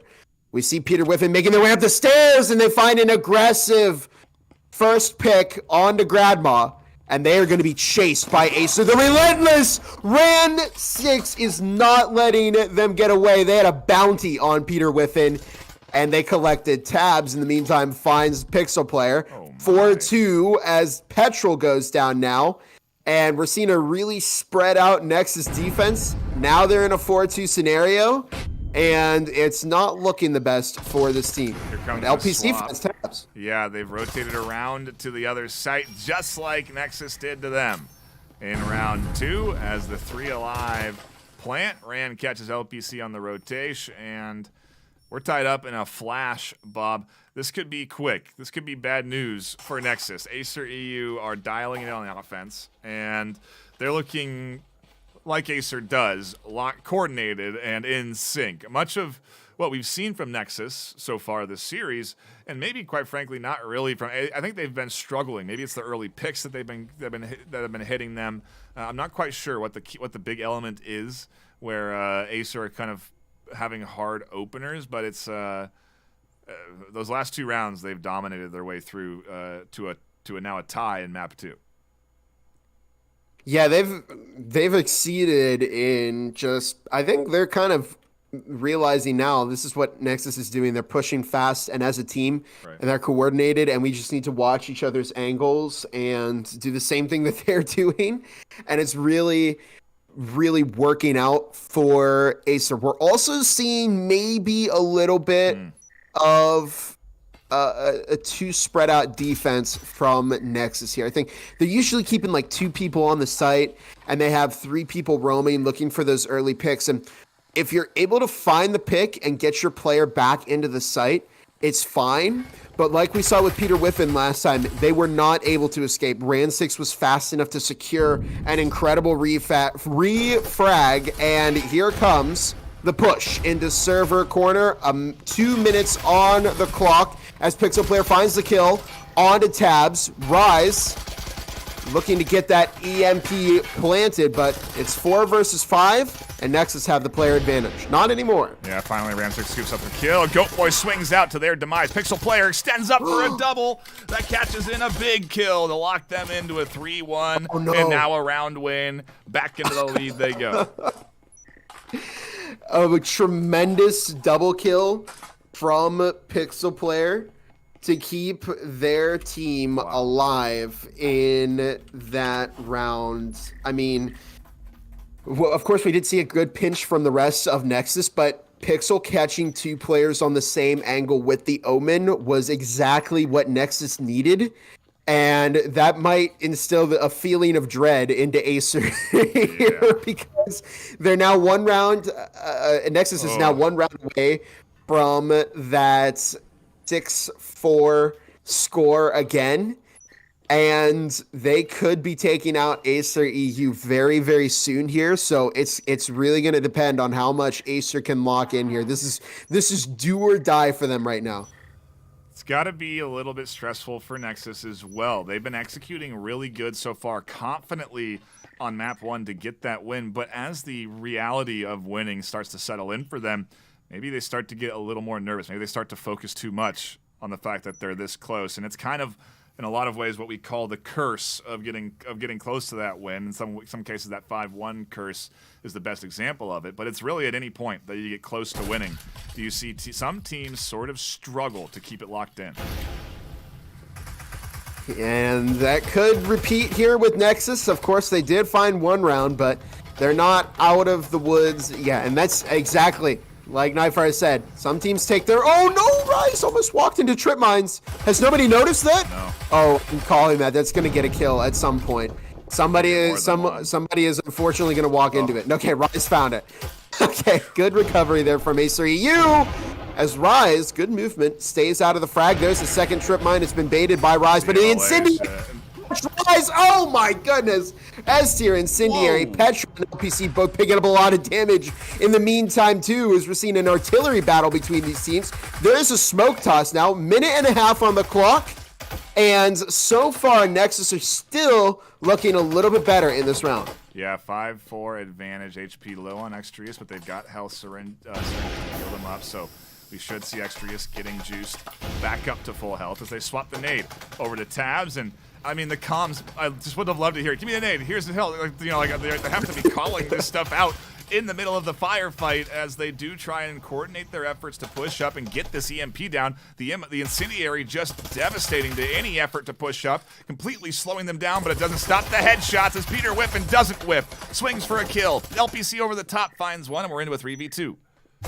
I mean, look at the aggression from Nexus here. They've got control over the EMP, and it's not even planted yet. Grandma and Extras are getting pushed out of the site.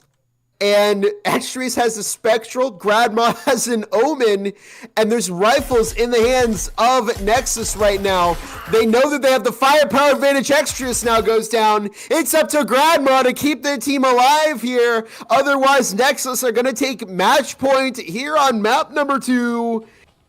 And it looks like Grandma may just stay out. They're going to save the Omen. They had 3 bullets left in it. Oh and my gosh, Bob. I didn't want to point it out, but Acer went big on this round. They bought huge. They bought all the utility, extra utility. Laid it on thick. What? Peter was going to go for the rifle. They figured Omen or rifle. Rifle or bust, essentially.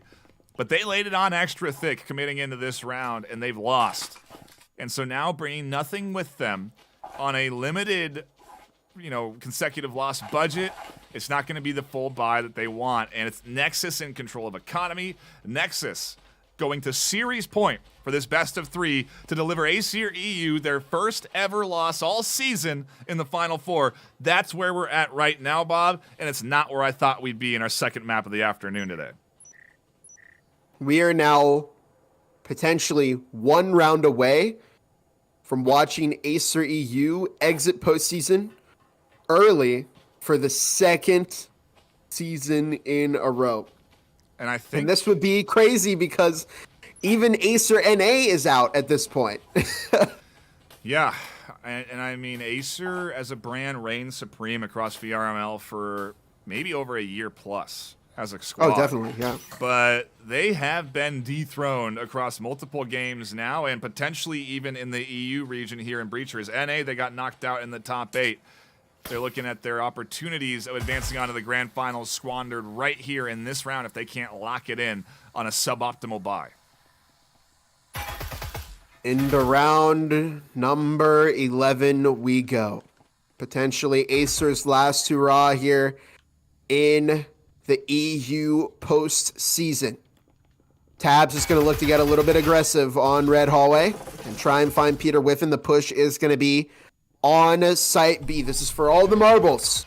This is what's going to decide whether or not Acer EU are going to potentially move on to a third map where they can try and get the win, or if we're going to see them out.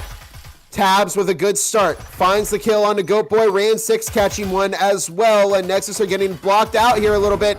Incendiary toss as Pixel player finds extras to dump on the rest with the triple from Peter Whiffen. It's up to Gradma and Ran 6. It's not over for them yet.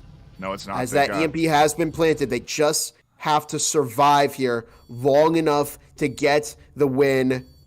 But will Nexus get that EMP planted? Grandma finds the kill onto 1. Oh, and the second, and it's up to Petrol, who finds some grenade damage, but Grandma with the triple to keep Acer alive. An absolutely clutch Omen moment that showcases why the SMG is still something worth buying. As they go to what could be the tiebreaker, Bob. 6-5 Acer EU on the attack. Their economy back in a positive state. And in comparison, Nexus now going on to the suboptimal buy. They'll have a couple of rifles, but you're seeing 2 RCPs come through on the SMG front for both Petrol and Pixel. And it's not ideal. I guess comparably, the same thing for Acer, because they lost a few of their players and only had a few survive. Or only 1 or 2 survive. Excuse me. They were able to carry a little bit through, but not a lot. And so you're seeing Omen still coming in from Extrius. Maybe there's no point in saving. You got to spend everything now. So I don't know why there's even still money on Tabs or Ran 6 pockets.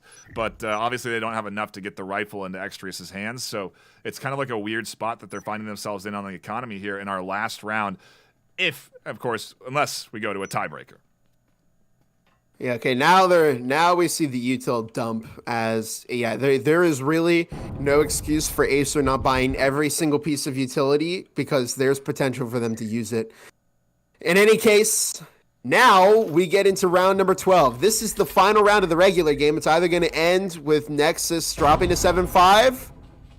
Oh no! Oh, Mr. Tabs, by some miracle, manages to escape getting early picked by Nexus. But if Acer EU win this round, we are going to go into overtime with 1:55 on the clock, and still nobody has gone down. No, indeed, and the push is coming in now. A suppressive fire comes through the wall. Petrol trying to monitor 2 lines of sight.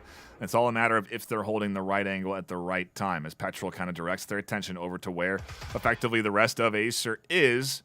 It's all a matter of that timing. A nice simulation is going to stall any rotation out from that hallway. That's the purpose of it, to allow them to better extend up and get control of this space, and a nice swing. Good counter. 1 for 1. 4 versus 4, but that's a rifle down from Nexus. And Marui out. That could really help them in this round. Petrol with the RCP, maybe going to look to secure a kill, but so far, positioning looking a little bit better from Acer EU. Whoa, S tier frag from Pixel player. I'm clipping that. No, S plus tier frag. I've never seen somebody bounce a frag like that. Amazing throw from Pixel. But 50 seconds on the clock. 3 versus 3. Here comes the plant from Gradma. The incendiary toss, but Gradma in a corner. Tabs finds Pixel player. Peter Whiffen is on the flank.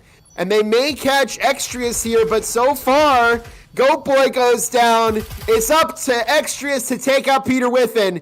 Nightfire, we're going to overtime, and the vote goes to Acer EU.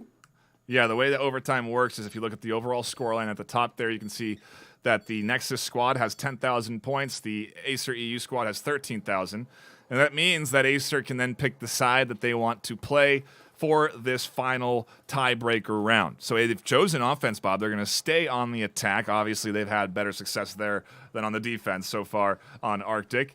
And everybody on both sides gets $4,000. What this means is that both Nexus and Acer across the entire team are going to be coming in fully equipped. You do get essentially the most even playing ground outside of the pistol round that you get in any of the in this series, quite frankly, and it's a test of your coordination and your skill at the highest level, Bob, with all the utility in play. And it has been the most successful offense from Acer, but they did stay on offense because if Nexus went on offense, it might have just been self-destruction there from Acer. I mean, Nexus were having a really, really good offensive half, so we could be heading to a third map at the end of this round. It's all gonna depend on how much both teams can lock in. They've got rifles, they've got utility, they have everything that they need. I'm actually seeing only one health syringe from Nexus. I hope they invested in the second one. But in any case, here we go. One wall open on site B. Looking for two walls open on site B. There it is. Static field emitter. Gonna block Rise a little bit, but they take it out. Nice. LPC finds the kill on a Mr. Tabs as Nexus take the first pick of the round. Incendiary tossed in the back. Both Goat Boy and Petrol are low, and they don't have that second health syringe to keep their team alive. They've picked up a lot of damage. Some of their players are really squishy right now. A frag is tossed, catches a bit of damage on Iran Sticks. Grabmouth finds the kill onto Peter Whiffen as Rise looking to get that EMP planted, and it's down as LPC finds the kill onto Gradmon. Now Nexus have to retake. Nice Ran 6-1, looking to rotate back as Nexus are caught out here, but LPC finds another. Looking for a kill onto Extrius and Rise, and it's a 2 versus 2. Frag is tossed out. It catches What? Oh my goodness! LPC securing the win for Nexus. 1 charge, 2 charges, 3 charges. They're done. And Nexus knock out Acer EU. For the second season in a row, we are going to see Nexus. What just happened? Nexus in an absolute, utter surprise, shock, bounce back, retake, advance to the grand finals tomorrow. They avoid elimination across the regular, across this Final Four, and Bob, I just can't believe the battle we got to tune into here this afternoon between these two teams. I mean, just what a nail biter for the end there. Acer EU bring it back on their offensive half to get us into overtime, and it looked so close at the end there. But LPC, shout out to LPC, they won Acer this opportunity. They put them in the finals tomorrow. 16-9. I also got to shout out Mr. Tabs once again, 20-8. They fragged out for their team on both maps, and it was a great effort from Acer EU, but it just didn't work out for Acer here. And for the first season ever in Breach's VRML history, there is no Acer team going to the finals in any region. It is a heck of a postseason, Bob. Season 3 delivering in both regions across the board. And Nexus absolutely stepping up today. And, I mean, whoever has to go up against them tomorrow, we'll find out in about 10 minutes' time. We're going to be diving into Berserk versus Sunset Ravens. In 10, 15 minutes, as those teams set up, we're going to go to a brief break. But before we do, a quick shout out to our sponsors, Triangle Factory, for being a tremendous supporter of the VRML. And honestly, the game itself, Breachers. They continue to deliver awesome updates. This Incendiary update has been tremendous to see impact the finals. I'm curious to see what the feedback is from the players, because it has definitely impacted how these teams were able to execute effectively this afternoon, and it's only going to continue on, as again, we have Berserk and Sunset Ravens up next.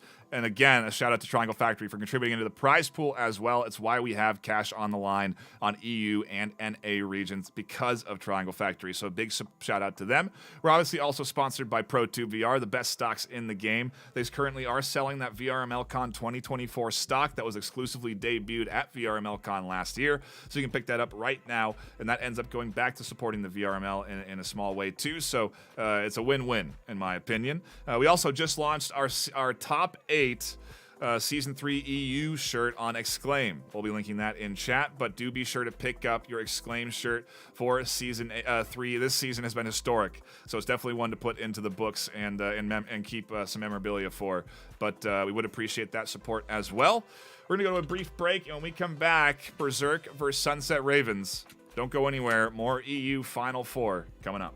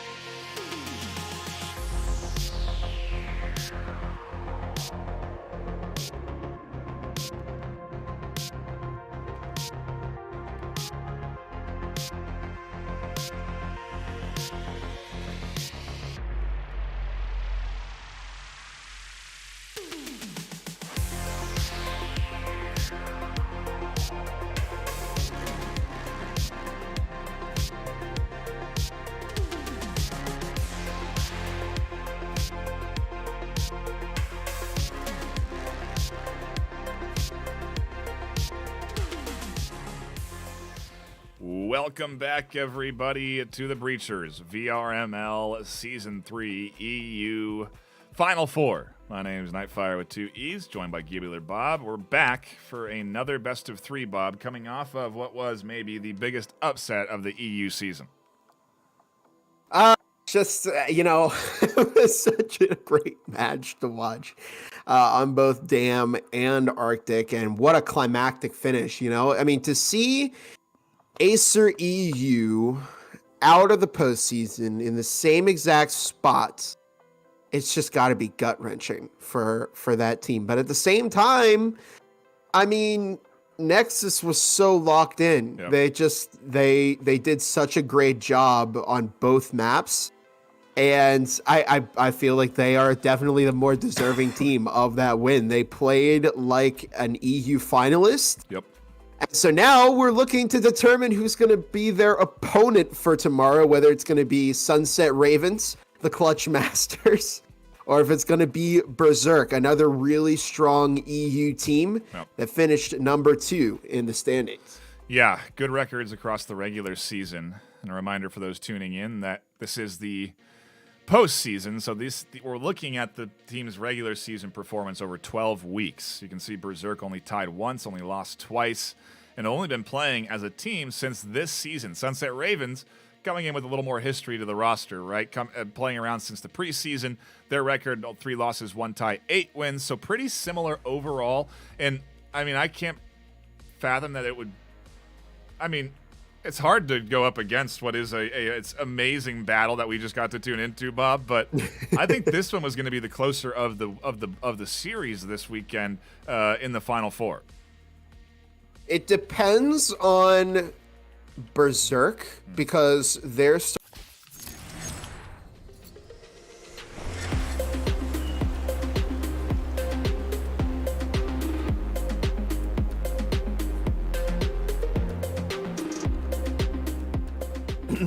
did not do as well on their defense.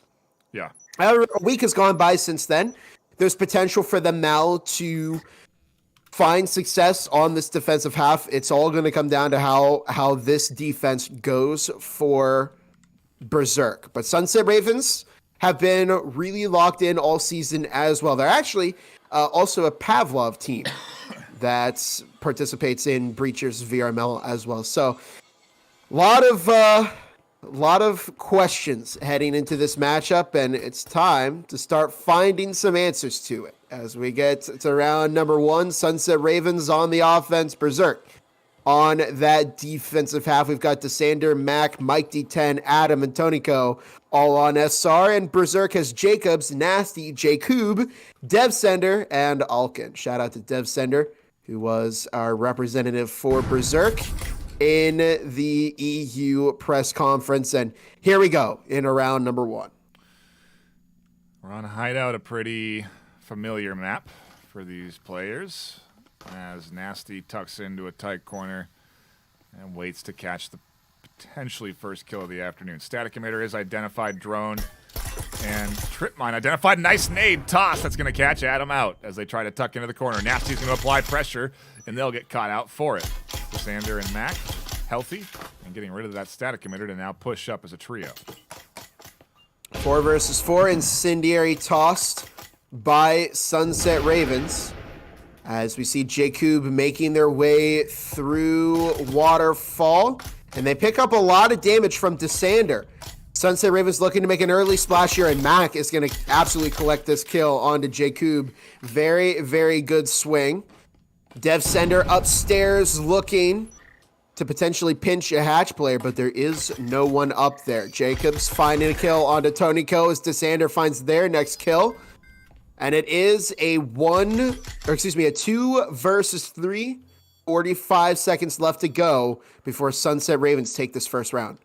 I definitely thought they were going to see a vault up the window there in denial of that EMP. Jacobs gets aggressive, and Mac with a slice of health catches the kill, and now Dev does vault out, but it's a little too late as Mike rotates around. A nice peek from Mac catches them out. Low HP and 2 kills for Devsender in a matter of seconds. They're going to go for the stick.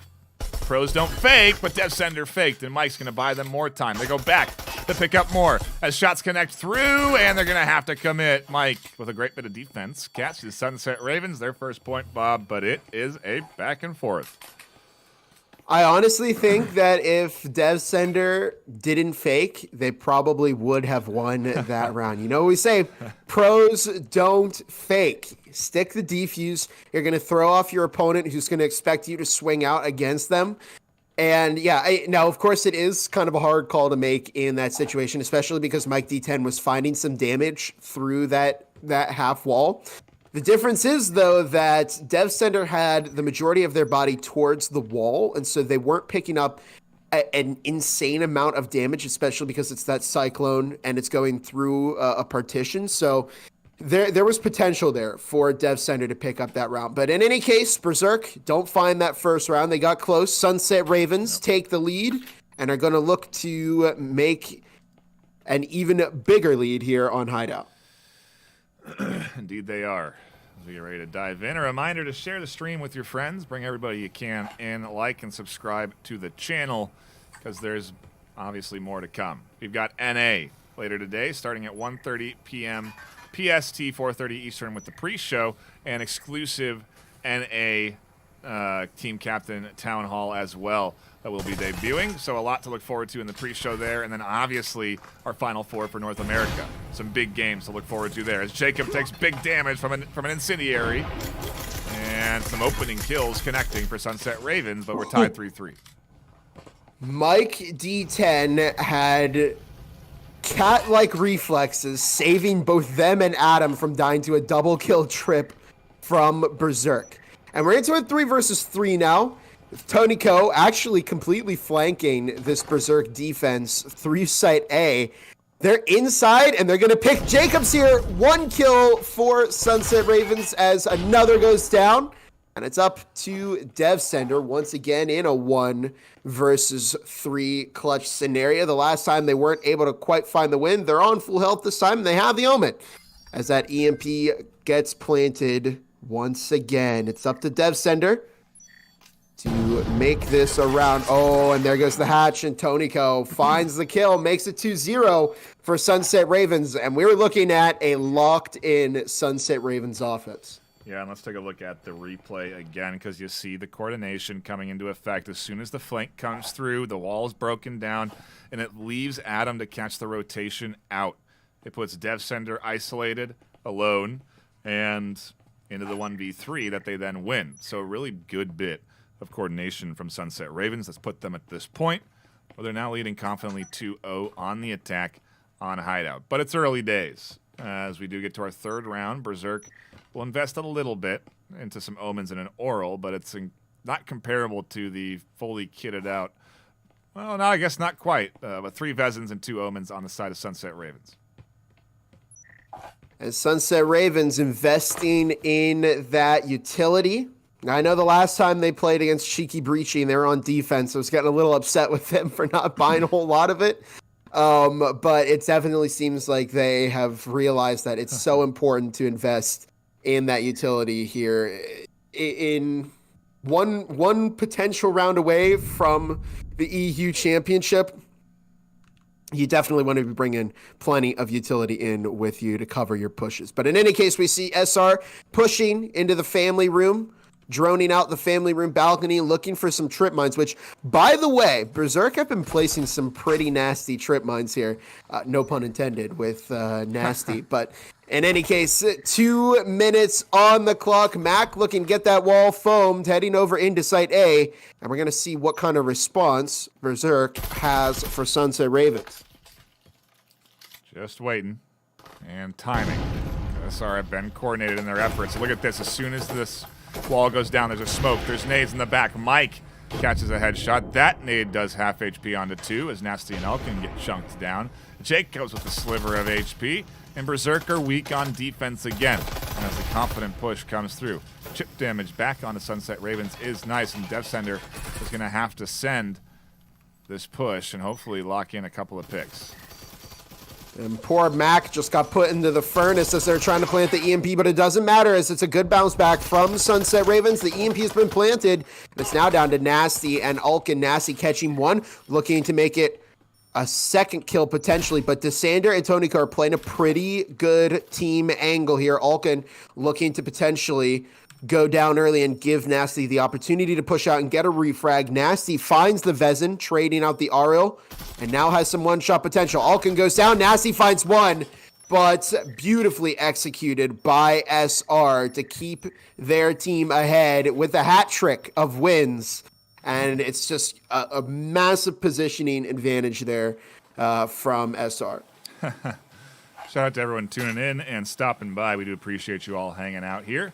If you are new, this is Breachers via our VRML, and we are into our postseason where there is cash money on the line, Bob. These teams competing for a chance to get into that $400 second place and $1,000 first place prize pool, which they'll be competing for tomorrow in our championship. So there's still a lot of action left ahead of us this weekend for EU. This is the last series of the day for EU.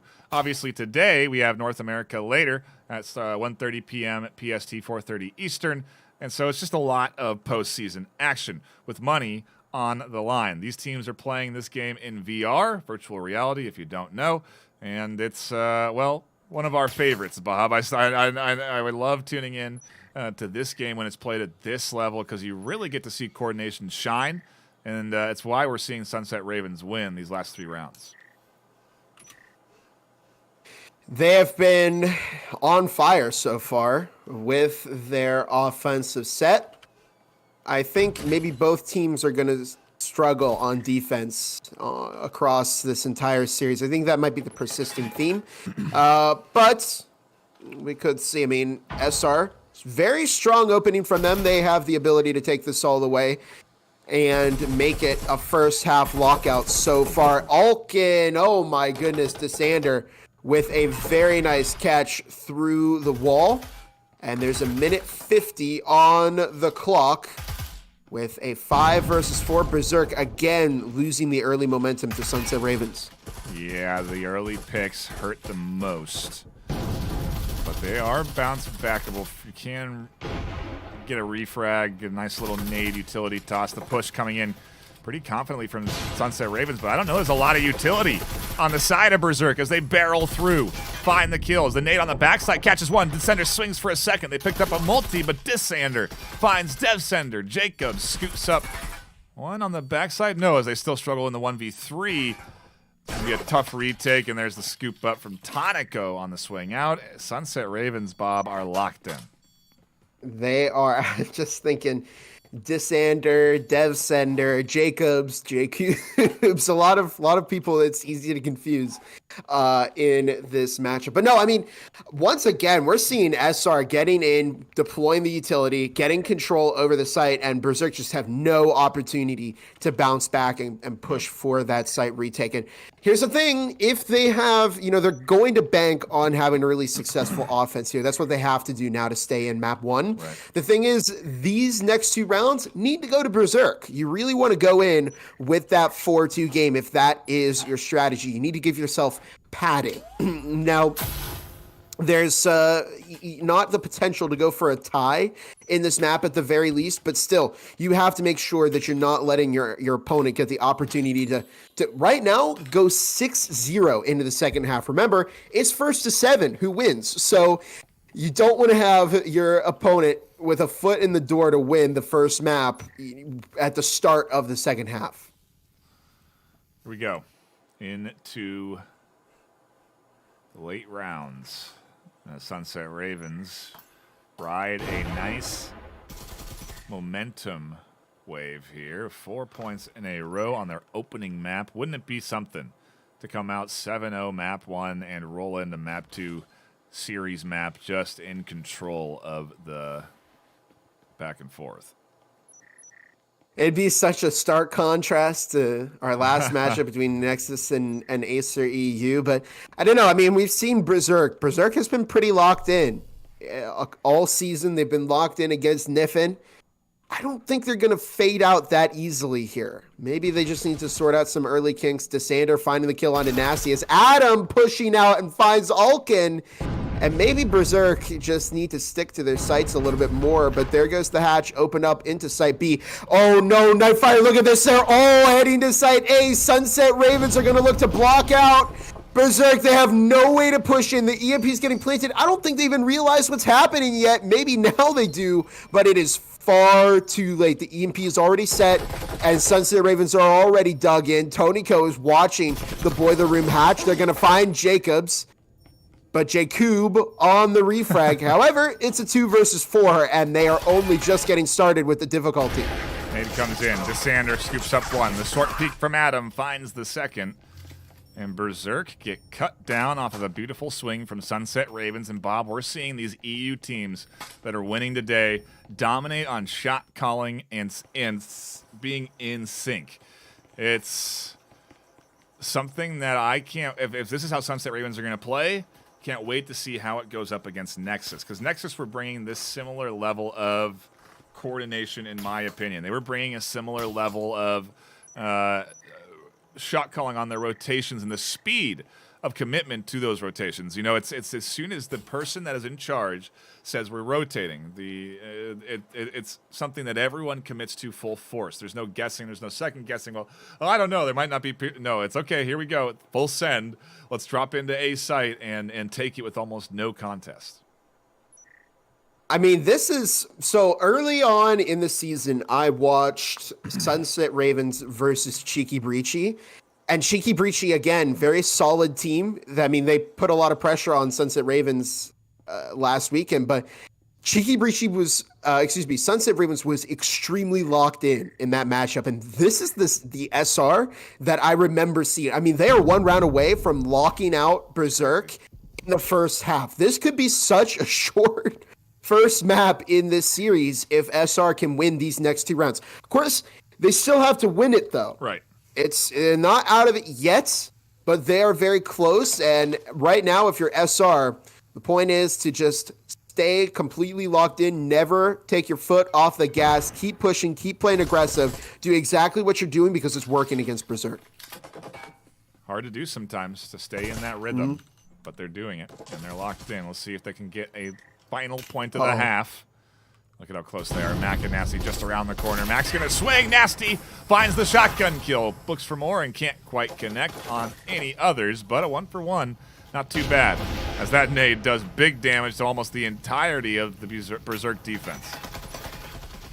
And Tonico looking to pick up the pieces and get that EMP planted. Expect the incendiary. It's going to catch Tonico again. Oh, my goodness.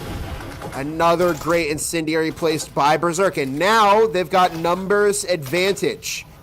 1:15 on the clock as Sunset Ravens are going to battle as hard as they can to make this a 6-0 game. Desander, good movement. They're going to push up. Dev Sender, however, finds the angle. Jacob goes down.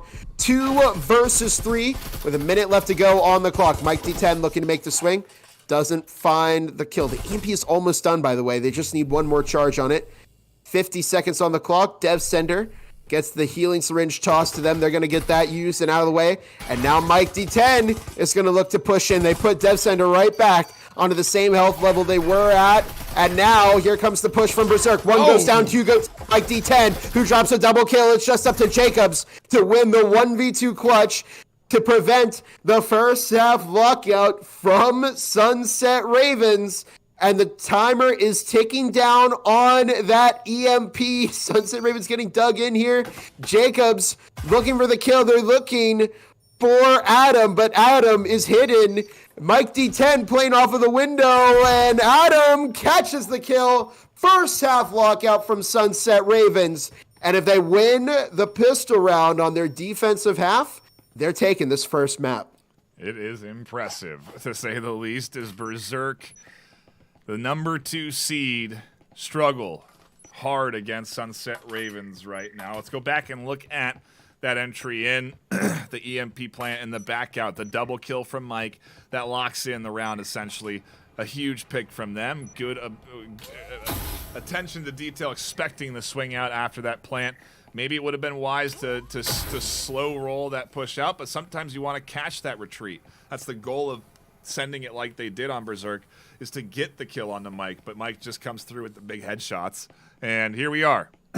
Let's look at this KD to see exactly where we are. It does look like Desander with 8 kills on the board for Sunset Ravens, but not a positive KD, Bob. In comparison, Berserk have positive KDs on their side, 7 and 6, 5 and 6.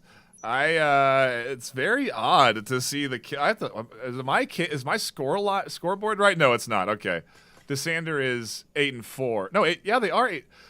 This is weird. The KDs do not tell the story that we're seeing here. Yeah, I mean, the teams are. Yeah, I mean, it's just very strange because of the 6-0 that we're seeing, but the rounds are getting close still. It's not like Berserk isn't getting kills. It's just that Sunset Ravens are winning every round here. Mike D10 is playing an aggressive angle here on kill box in hideout, and they're going to swing, find 1 kill.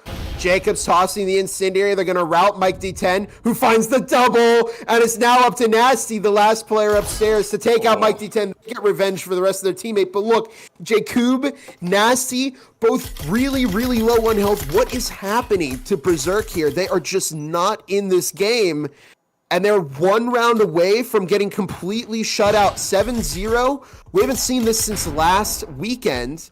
And that would be a crazy way for Sunset Ravens to prove all the doubters wrong and find a lot of early momentum here in this series. This is a heck of a postseason. As you saw, Devsender poking out, getting aggressive outside the... I mean, they were trying to send it out the window there to Devsender. Devsender battling it between each other as Mac catches Jake Coob and Berserker down to Tube in the 2v4. Berserker down to Tube. It's now up to Nasty and Devsender, who finds 1. Nasty looking for another onto Tonico. There goes the hatch. It's been opened up as Nasty looks to move to a new angle. Desander. And Desander finds Devsender. It's now up to Nasty with half a minute on the clock. They're on 27 health. The EMP has to get planted, and it's a 1v3. And it just could the odds be more stacked against Nasty? They pick up the frag, tossed in. Can they find a kill with this? No, it doesn't happen. Only 15 seconds on the clock as Nasty looks to open up the wall. There it goes. It's now opened up. Good mind games as Tonico catches some damage. They're looking to play the other angle now. Tonico almost goes down, but that's it, Nightfire. 7-0 and a complete shutout from Sunset Ravens to take the first map in this series. An unbelievably shocking upset. Yeah, Bob, I've got the script here in the notebook. Let me just... Oh, okay. I was on 2026, so I was looking at the wrong stuff. But I see. I see the script now, and we are going according to it. Yes, Acer EU loses, and now Sunset Ravens 7-0 on map 1. So everything's in order here. It's all good. No need to worry at home, as the EU is looking to have a heck of a grand final. Sunset Ravens dominating right now in map 1, obviously, right? Mm-hmm. What do you do if you're Berserk? You got to call a timeout, right? You have to do something. You have to pause what is a snowball downhill right now, a boulder, an avalanche potentially, if you keep letting things go the way that Sunset Ravens are allowing it to. That's step 1. Is to take the timeout. They need to take a 10-minute break and reset and go, hey, wait a minute. What can we do to fix this? It's because something is clearly not working. Yeah. We just got 7-0 shut out by Sunset Ravens. But here's the thing. I'm telling their players to start. They're not taking a timeout. They're going right into the next map. And Sunset Ravens are again starting off on the offense. And we're going to ship.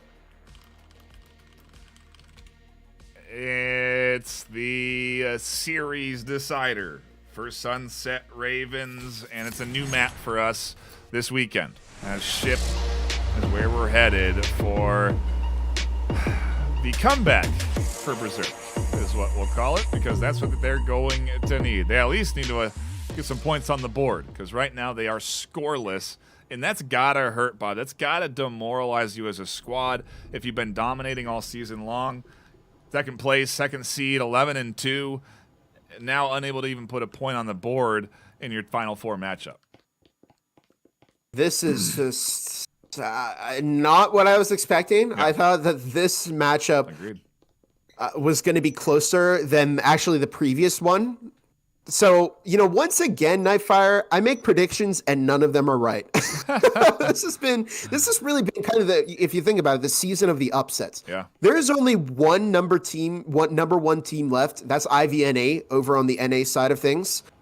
If they lose to Valor, we will not have anybody like inside the top four, above top four actually in the postseason anymore. And that would be crazy to imagine that we could get to a postseason like this. But Alkin and JCube both very, very low, as Sunset Ravens have JCube down to 4. They go down. Alkin is on 1 health. They could potentially go down here. They do go down. It's a 3 versus 4 with SR in the lead. Berserk getting some good chip damage in here, as both Tonico and Adam are low, and our pistol round opener definitely keeping things close, as the entire series has been. Frankly, every round has been relatively close, Bob. DevSender finds Adam as Disander playing over on A. Here comes DevSender, but they're pinched. Beautiful crossfire setup by SR. Jacobs finding the kill as Mike D10 is in a rough angle here. Nasty will find that kill, and it's up to Disander. However, all 3 of these players are very, very low. Disander is in trouble, though, because the numbers advantage is in favor of Berserk, and Disander goes down, and Berserk break the streak, and they're going to take this first round. That's exactly how you need to open up on this map, because that was not what they needed to have happen in map 1. So it's nice to see that they're finally starting to lock back in. Yeah, it's we're settling in. Okay, it's map 2, and let's take a look at the stats just to have a perspective of what we got here. Berserk had Hideout be their number 1 map with a 73% win rate, Bob. So we really don't know what happened on Hideout. That was not an anomaly. Yeah, but here we go on the ship, and it's Sunset Raven's second most played map with 74 rounds played. Actually, it might be their most played map this season. And with a 60% win rate, to have it be your most played map, it's a pretty strong position to be in. I would imagine that Berserk picked Hideout, and this is Sunset Raven's map choice for map 2, going into a map coming off of a 7-0 map 1 victory.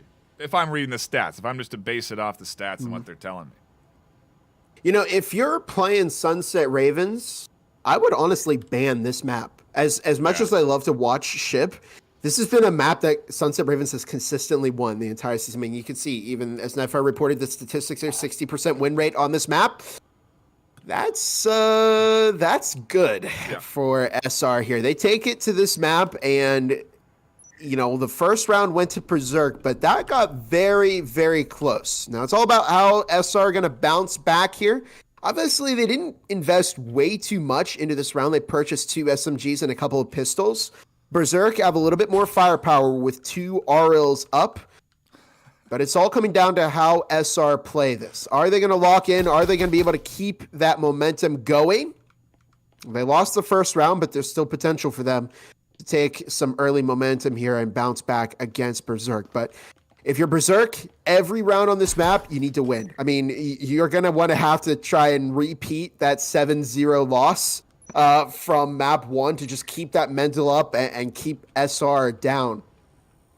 Berserk are a little jumpy, as we just saw both Nasty and DevSender jump as Jakub breached through the hatch to their side. A little unexpected from them, as they were both lasered into the hallway. And yeah, why not? I mean, how could you not be? It's your season on the line. It's your chance at $400 in cash at second place, or $1,000 in cash for first. If you win here, you advance on to that opportunity to battle for first or second. If you lose, you just have to play for bronze, third place.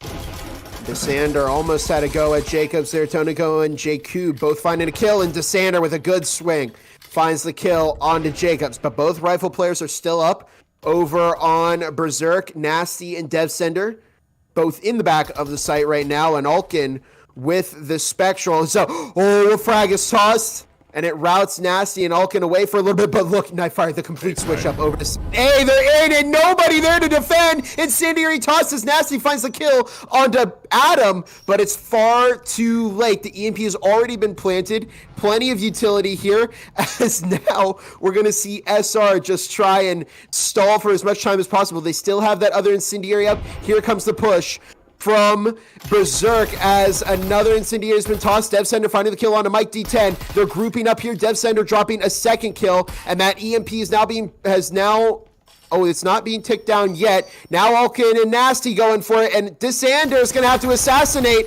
but no, it doesn't happen as Berserk managed to find another round. And again, it's close, but now we're kind of seeing the opposite effect where Berserk is winning all the rounds. Yeah, they really kind of just barreled through there, Bob. That was an overwhelming force coming in from the Berserk squad as they go up 2-0, and it's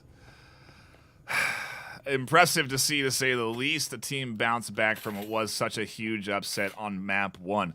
At this point, I don't know what to expect because the stats are just not giving us a clear picture of the storyline. But obviously, it's early days. First 2 rounds could be the only 2 points they get on defense if Sunset Ravens lock it in here.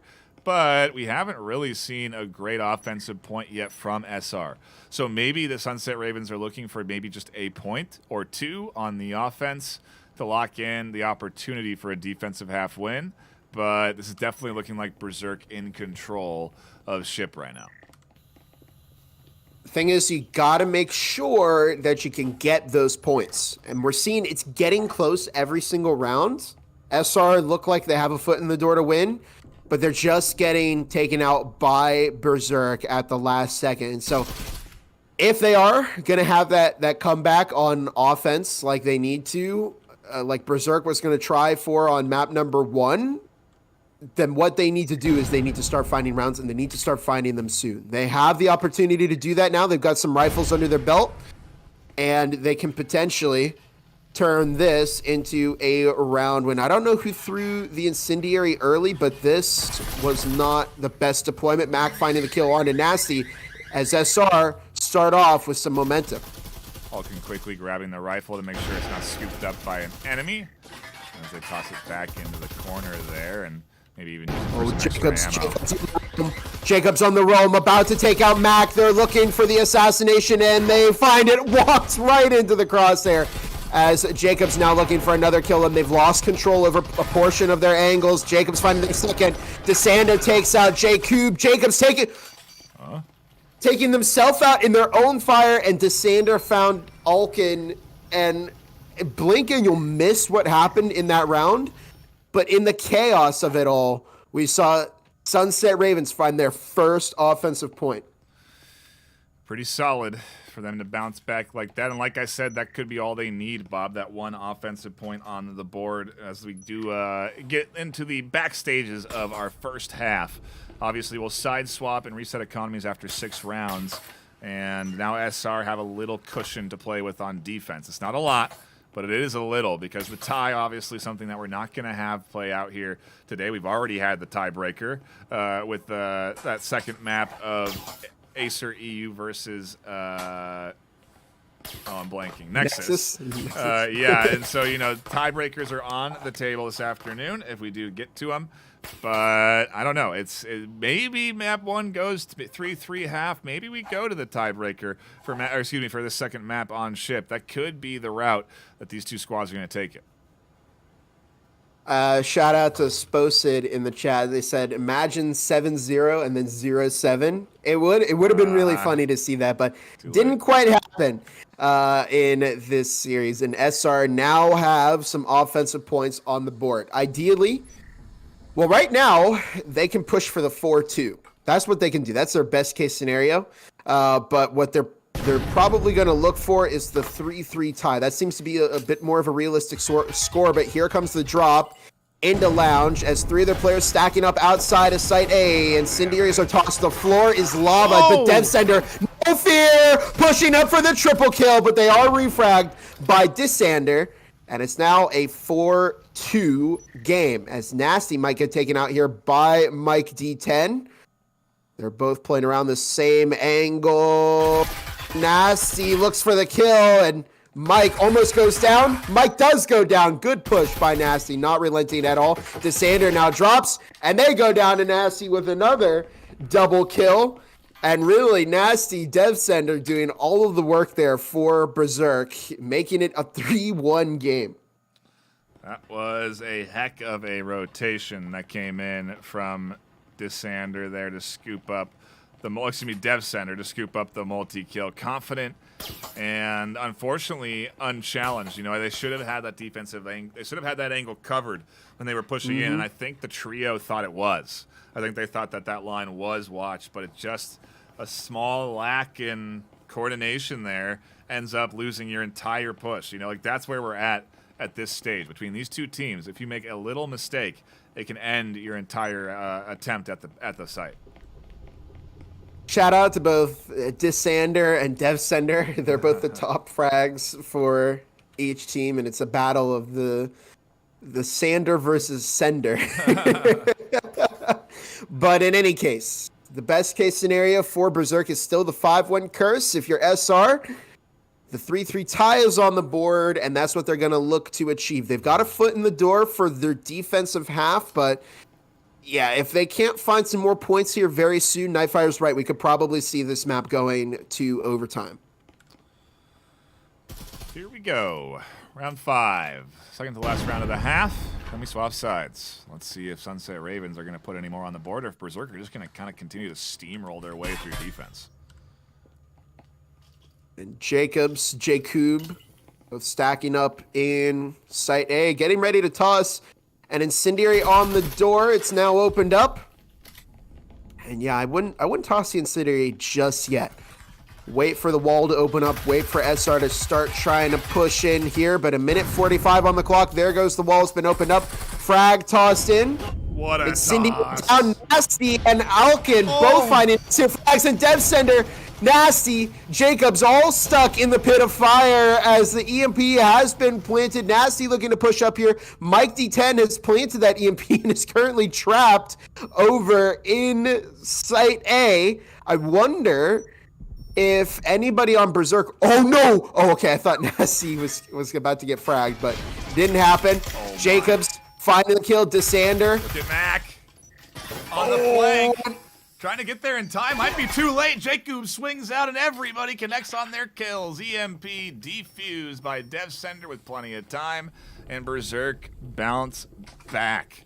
The immolation, the incendiary nades are so big right now, Bob, in this postseason. It's going to be the main staple element that wins or loses teams' fights, in my opinion, because that was a huge bit of zoning done on that push that kept them off from that angle, and it starts with a beautiful nade to the back onto Alkin. That was a huge opening frag from Sunset Ravens. Berserk lose control of sight, but then a beautiful retake from them, and a little bit of, again, a misplay, a miscommunication. Mac just a touch off of the site while they retreat, and they're not really able to be a big impact on holding down the EMP. It was a great effort from both teams, but yeah, a great hold from Berserk. Good site retake as well. Not letting Sunset Ravens walk away with this map. In fact, Sunset Ravens has 3 points that they have not answered for against Berserk. And so now we're on the halftime round. After this, Sunset Ravens are going to take a stab at the defense, and we're going to see if they can clutch themselves away to the finals tomorrow. But so far, Berserk has found their groove. Ship is a map that they have performed quite well on. And now the pressure is on for Sunset Ravens. As Mac has foamed the hatch above Site B, we're seeing the teams stacking up. I think Berserk are anticipating that Site B push. There goes the hatch. Opened up as Sunset Ravens on the move, and they definitely want to win this particular round. Give themselves some padding for the second half. Yeah, 4-2 opening probably be pretty decent for them on the attack here. It all does come down to how effective their defense is, though, of course, but they're inside. They've effectively made it through, and the foam is down on the wall to B. Now a minute 35 on the clock as Jacob looking to play close to the door. Mike D10. Oh, drilling the door. They're looking to open up the door blocker, and there goes the wall. There goes the door blocker. Now a minute 20 on the clock as walls are being opened up all over the place. Mac dropping a double kill as Jacob finds the kill onto Mike D10. Nasty drops one. Picks up a bit of damage to the Incendiary and the frag. Adam finds Jacob, and it's now a 2 versus 2 down to Dissender and Adam to keep the SR push alive. And it's up to Adam in a 1 versus 2 now. They have the RL. They're looking for some damage onto Nasty, which they find, but there's only a minute on the clock. And Adam recovers the Vezin. They're now in a 1v2. This is winnable, but it's going to be difficult as they look to push around the right. They find one, but no! There was Nasty, the captain of Berserk, keeping their team alive. Shout out to Nasty because right now they are 10-1. Yeah, that is huge. Big plays coming in from them as we see Jacob essentially clutching the round. An absolute shutdown of the EMP plant where if it had gone through, it would have been totally different for this team. Jacob, the only person that stopped it, caught the kill, then swung for a second, almost had 3. Challenged through the incendiary nade, and ultimately Berserk come back 7-0, losing map 1, Bob, to a now 5-1 leading map 2.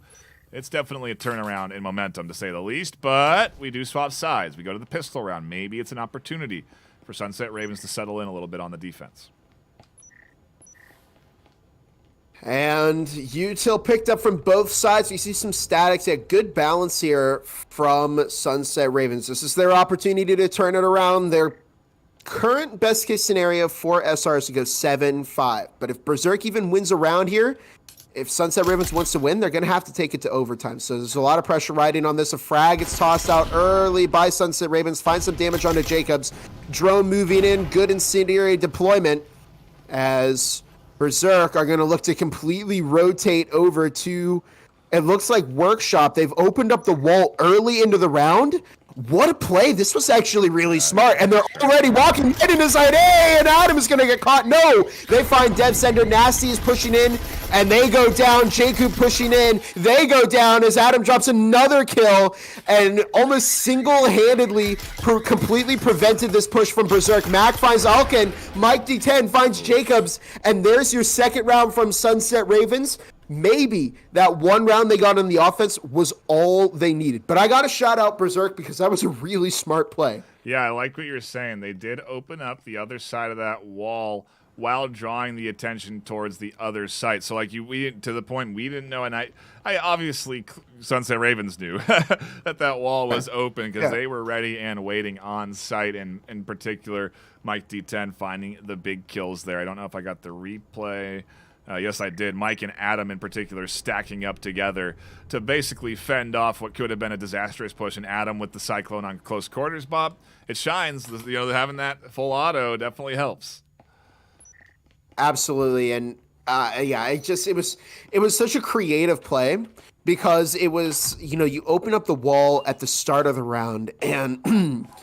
A lot of teams would think it's a bait, and that's exactly what Sunset Ravens thought it would be. They thought it would be that bait play, and so once they blocked off the wall, the door to fire, SR were thinking that, well, Berserk are just going to wait this out, and then they're going to continue to push site B. No, the entire team pushed over, and if they had rifles or shotguns or SMGs, and they weren't playing against Adam with the Cyclone there in that specific scenario, I definitely believe that Berserk probably would have won. But Mike D10 finds Jacobs early into this round as another, oh no, Nasty finds Alkin, and that is such a bad start for Berserk in this round.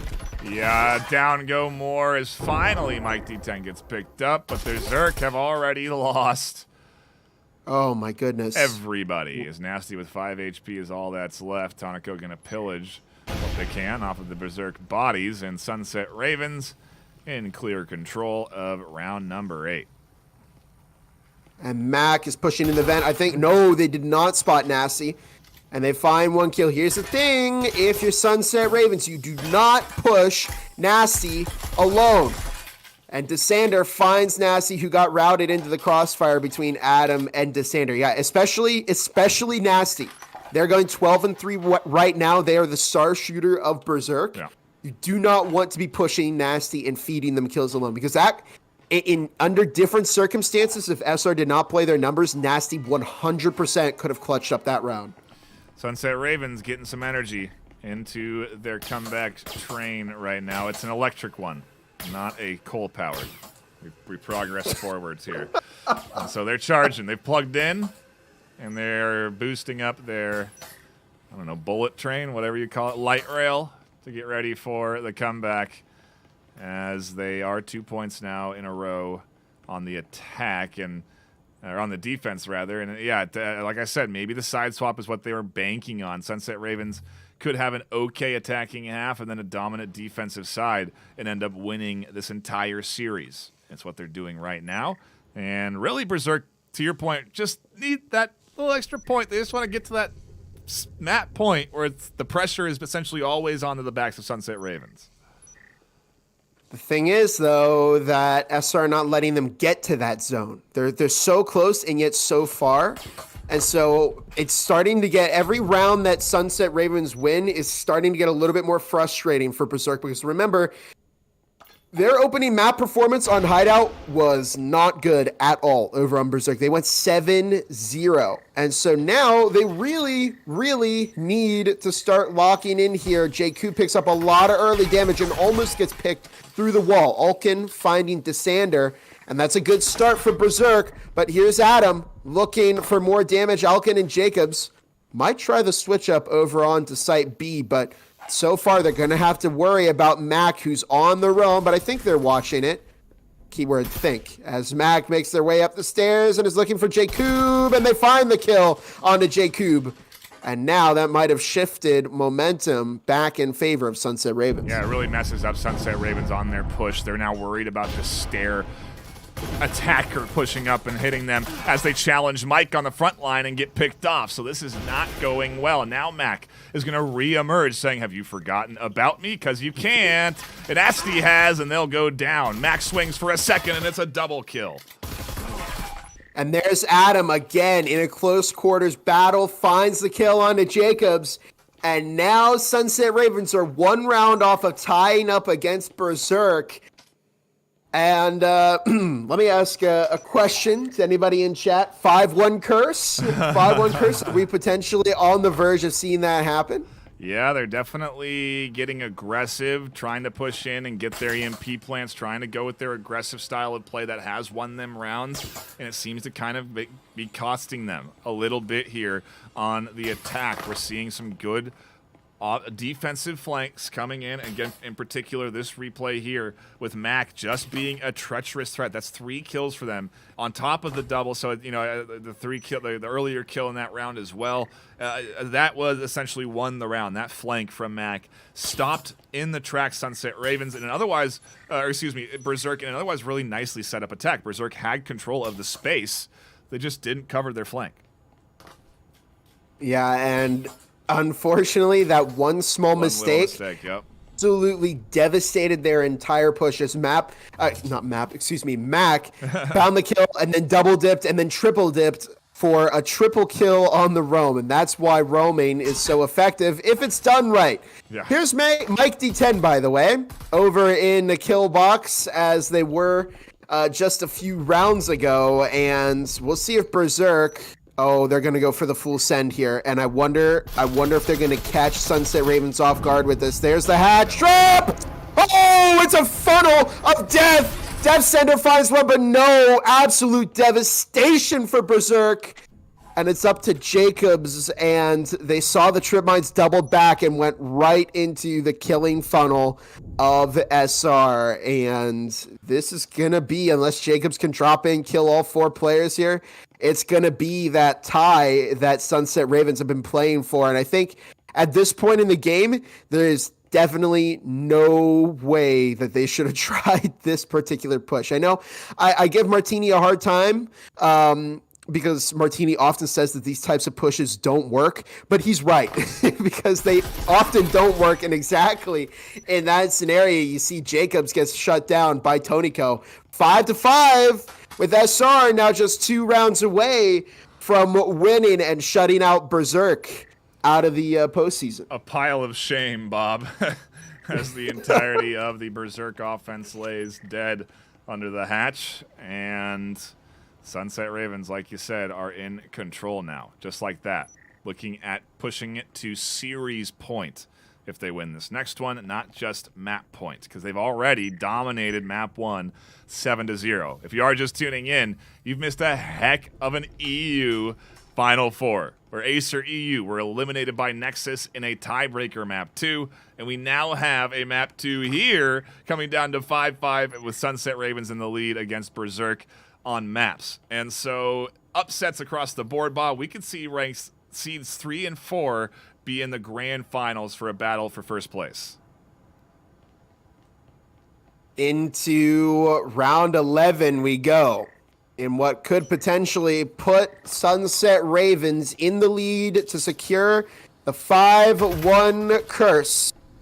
The drone pushes in Mike D10, tossing an early incendiary smoke toss as well, and we might see Berserk try the switch-up play again, but it looks like they're a little bit stuck here. I don't know if we're at the point where they're just struggling to figure out what to do. They've thrown the playbook at Sunset Ravens. Nothing has really worked since they moved on to the second half, and at this point, it's got to be really frustrating for Berserk as Alkin pushing in. They catch Mac. That's a good start for Berserk into a 4 versus 5 with 1:50 to go. Really nice aggressive swing from Alkin to catch that kill. They continue to be aggressive, pushing up and holding down that angle from pushing out. And yeah, I think the immolation nades are really just throwing Berserk off a little bit. They're slowing them down in spaces they haven't been slowed down historically all season long, because the nade is more effective and it's spread. It covers more ground and prevents more rotations. If Dessander tries to rotate and gets cut off. Now a 3v5. Berserk looking to push this up to map point, looking to extend us to a third map. Mike D10 says, no, I'm here to fight. Picks up a double. 2v1, 3v1. Adam is all that's left on the defense, and they might have an opportunity. Oh my goodness, thank heavens Alkin was there. Otherwise, that could have been disaster for Berserk. 6-5. Now the pressure's really on for Sunset Ravens because they have to turn this into an overtime game. Who's the score leader? Oh, it's SR. SR are currently leading in score. So here's the thing. If you're SR, this is still quite winnable. You win this round, you have the overtime vote, you let Berserk stay on the offense, and that's going to give them the best chance at winning. But they have to make it to that point first. They had such a strong second half, and usually if in the regular season, if Berserk got to this point, they'd at least have secured a draw and would guarantee that we could go to a third map. But we're not in regular season anymore, and overtime is a thing. So Berserk can't take the foot off the gas. They found that round. They found that way in. Yeah, and now they have to press that advantage to take us to the third map. Otherwise, Sunset Ravens could very well end the series here. 2 offensive points isn't easy, and Sunset Ravens couldn't make it happen. We'll see if Berserk can, and if they can, they've got themselves an advancement onto a map 3 decider and another bit of more time and another opportunity to potentially advance on to the grand finals. The number 2 seed here with their backs against the wall and, well, I guess in the lead, looking for a chance to continue their season.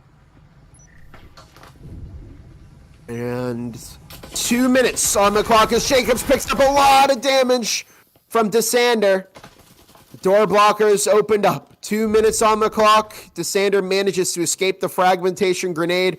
There's nobody on the roam this time for Sunset Ravens. Jacobs now bringing it around communication. May try and push onto Site B here. Mac finds the first pick onto DevSender. J-Cube with a quick bounce back. Nasty finds one of their own. Uh-oh, 3 versus 4 as SR down in kills. Alkin almost goes down. They do go down. Dessander evens the odds, but J-Cube keeps the Berserk team ahead as we're now into a 3 versus 2. Could this be it for Sunset Ravens here? Could we be going to that third map? Dessander goes down, and it's up to Adam in a 1v2 clutch scenario. Clutcher kick for Adam. In the corner. Miss Nasty, and we are going to a third map, 7-5. Berserk survive to live and fight another day as we head to our third and final map. Whew, we're still here. It's the EU Final Four, and it delivers in the hype, as map 3 is where we are headed to figure out who our second team is that'll be advancing on to the finals, who will be going up against Nexus. At this point, if it's either team in their winning state, I think they'll have a chance against Nexus. In their losing state, it would be bad news. If the Berserk that lost on map 1 on a hideout goes up against Nexus, they're going to have a bad time. But that Berserk on ship looked good. They were in control for more than, I guess, a few rounds, and ultimately push us to a third map. It's up to Sunset Ravens now to lock it back in, repeat the success they found in that early map. And, well, I don't know. Where do we go from here? What's our third map, do you think, Bob, on the table? I suppose they're going to decide it pretty shortly here as the voting ends in 20 seconds. Well, we've been to ship. We've been to hideout. And now we're heading on to the third and final map. Let's see what's on the table. Skyscraper, Factory. I don't know the bands. Arctic is on the table. You know what? I'd love to see Skyscraper. I would very much like to see Skyscraper as our final map. I don't think it will be because there's not a whole lot of people playing it in competitive, and Arctic is going to be our third and final map of the series as the teams are getting ready to hop back in for one final time. But I got to ask, who does Arctic look better for here? Yeah, let's take a look at the matchup statistics for the afternoon based off of regular season performance. Arctic, a map that's actually on Sunset Ravens' list with 26 rounds played, but doesn't even show up on the stats page for Berserk. It makes me wonder if they have less than 20 rounds on it, because Skyscraper, they have 24. And maybe it is Berserk's least played map. Maybe it's why Sunset Ravens went in to this map pick for what could be, I think it's Berserk's map pick, though, because Berserk are home. So maybe we just don't have the stats for them on Arctic and it's solid, but I think the way the stats are organized are by percentages. So I think what the stats were saying is that Berserk has a less than 48% win rate on Arctic and Sunset Ravens have a 46%. So either way, Arctic seems like kind of a toss-up, Bob, if we are to go off regular season stats for both of these teams. And here we go. Final map. To our final map. It's Arctic, the last map of the EU Final Four. A winner will be crowned here. We'll advance on to go up against Nexus in our grand finals tomorrow, but it'll be the end of it for today. We obviously do have North America coming up at 1:30 p.m. PST, 4:30 Eastern, and that means 2 more series, Bob. So we're not quite out of the woods yet. But for EU, we are nearly finished as the final map and our first round of it kick off in 20 seconds. And what a series, what an EU top 4 it's been today. I mean, we've seen so many twists and turns between the Nexus and Acer EU game, and then this one, it looks like SR might have just quickly shut Berserk out on both maps, but it didn't happen. Berserk survived map number 2, and now it's all going to be about map number 3. Who is going to walk away as the leader here? Who's going to walk away as the team that is moving on to play against Nexus tomorrow in the EU Finals?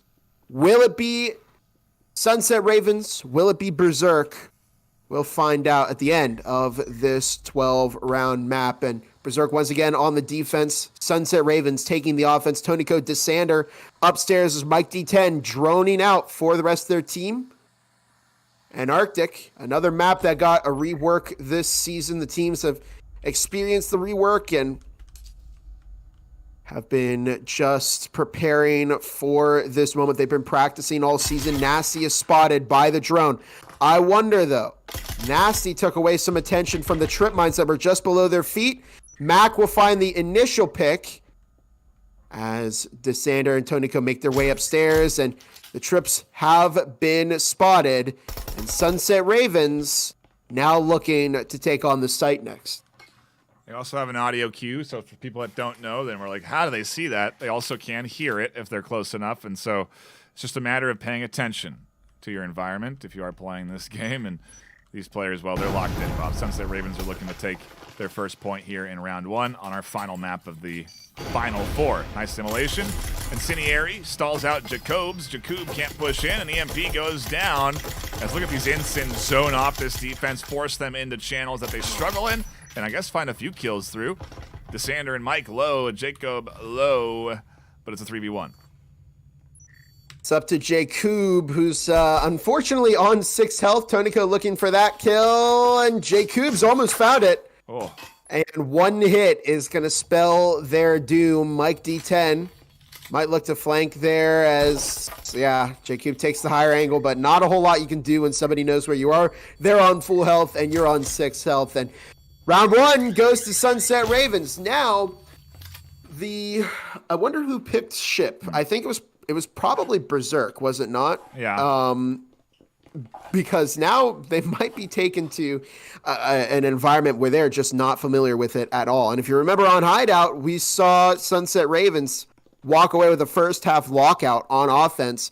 They're on offense. Maybe we could see a repeat here of that initial first map, but it's going to be a tough battle for Berserk. And the issue that I'm seeing here is that we're not seeing any omens purchased from Berserk. Okay, now they're coming out, but you definitely don't want to be walking in this round with just pistols. No, you don't. And SR going big. Berserk going for the full eco, it seems, Bob. They're not even going to invest in pistols outside of the Cyclone coming in from Alkin. It's an interesting choice. Maybe they're just really trying to stop the snowball in round 3 instead of round 2. I just feel like this is a big misplay though. Okay, they're gonna go and try and full buy and take momentum in the next round, but I think super ecoing 4 of your players and having Alkin run the Cyclone is not a good idea. And this is going to be a really difficult round for Berserk to win. Obviously, there's almost any situation is winnable, but they're going to need to find some picks and maybe recover some rifles or some SMGs because they're just going to be shooting like cotton balls at Berserk here. The Jesper's a 3-tap to the head just to get the kill there. Nasty pushes out, doesn't work. Alkin looks to collect a kill, but that doesn't happen as Mike D10 defending their teammate. And there goes the wall opened up. Mike is going to look to get that EMP planted, and Incendiary is tossed right onto their teammate as Devsender Jacobs dies to the Incendiary from Devsender. Jacobs now picking up more damage from the fire. 5 versus 2, and this is just not a great display here from Berserk. Now, it was their eco round, arguably, but Sunset Ravens seem like they made the right choice on their utility and pickup because it's carrying through to the next round at full capacity. Everything that they bought makes its way through, from even an extra incendiary that they'll grab off of their opponent to health syringes and active camo. So a pretty solid job from Sunset Ravens. But like we said, Berserk now full buy. The trouble is, Bob, a full buy isn't really even what they get. They get rifles. They don't get anything else. That's all they're going to have. And we've talked about this time and time again as a pitfall for teams in their buy phase. They rely on the rifles over utility. For a team like Sunset Ravens that's able to coordinate and push fast, the utility is oftentimes all that stops them.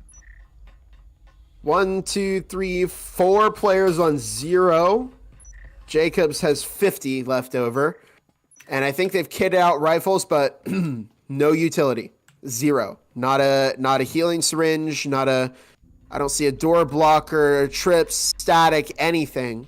And this is not great because you can see, look at the disparity between utility here. SR are loaded with drones and grenades and everything that they can use to assist their push.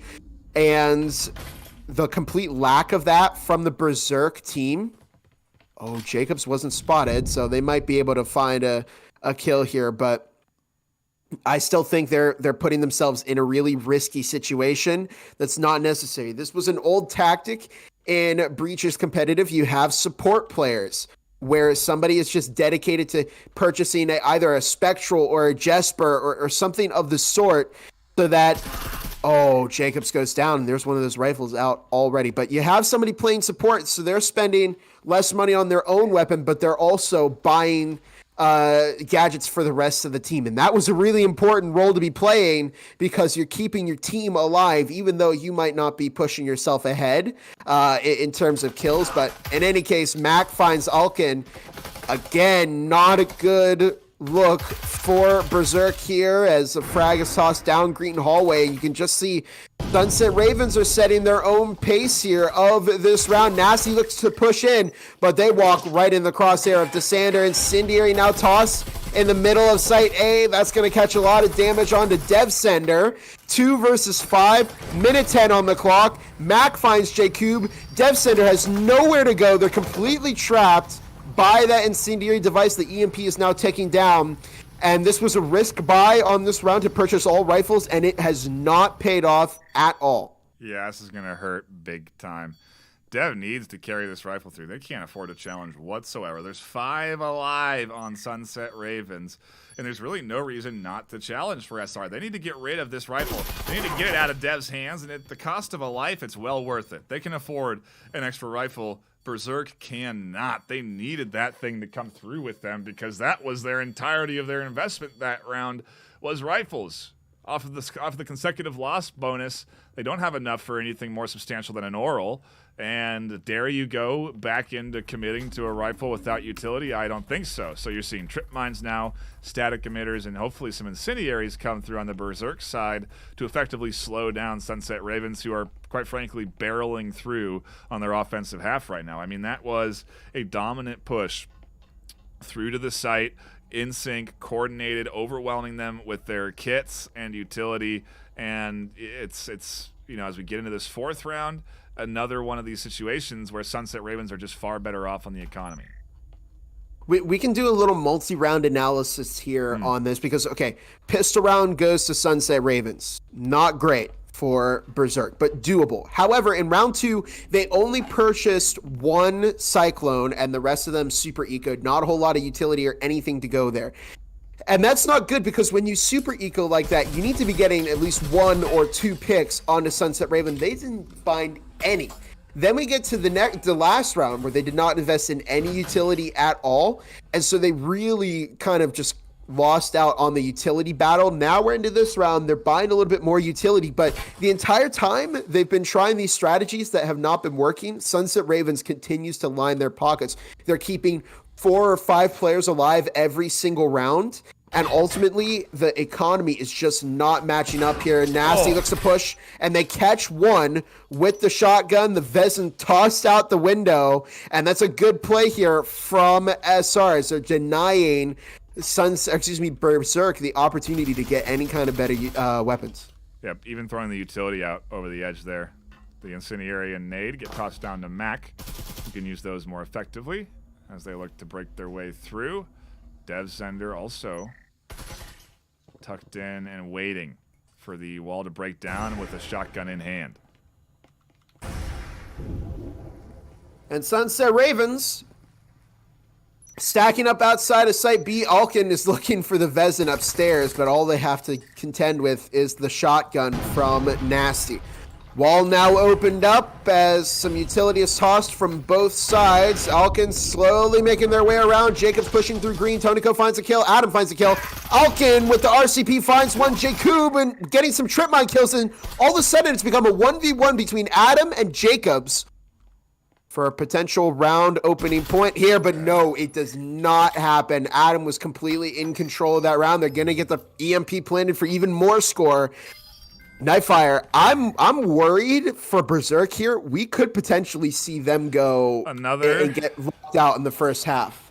Yeah, this is a big do or die moment for them. They are committing wholeheartedly to this round. But again, I think what worth noting, because of the economic adjustments between literally last weekend and this weekend, they get more money on consecutive losses. So I think if they lose here, unlike I believe last weekend, if they lose here, they will have enough to full buy again in round 6 because that money is increased. So there's going to be more dollars into their pockets, more opportunity for them to at least get 1 defensive point on the board with the way they've currently managed their economy. But I mean, Bob, it's only, I mean, that's, you don't want to be here. You don't want to be down 4-0 on defense on Arctic barely winning ship 7-5. I mean, it is Sunset Ravens in control right now, and Berserk need this round. More than just economic-wise, they need it for the momentum.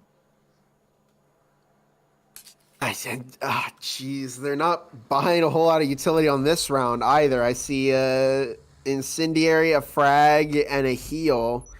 And again, there's a lot of investment in those rifles, but Sunset Ravens are just beating them in the utility game. They played this against Cheeky Breachy last week, right? They weren't buying as much utility as they should have. They paid the price for that. Mac is walking right in, finds 2 kills, immediately off the rip, double frags, toss in, nasty for the 2 kills down. It's up to Desander. And wow, interesting. Okay, so as much as I'm flaming Berserk there are still moments when rifles can be put to use and the gun skill can keep your team alive. But I think it, for Sunset Ravens, was a technical issue with how they decided to push that site. I think it's probably just better to push B in that scenario. You have much more open space to work with when you push onto that site. You're kind of limited to some certain angles, and you're able to get some easy collaterals as defense. More time between round than in round on that one, as Sunset Ravens lose a lot of momentum.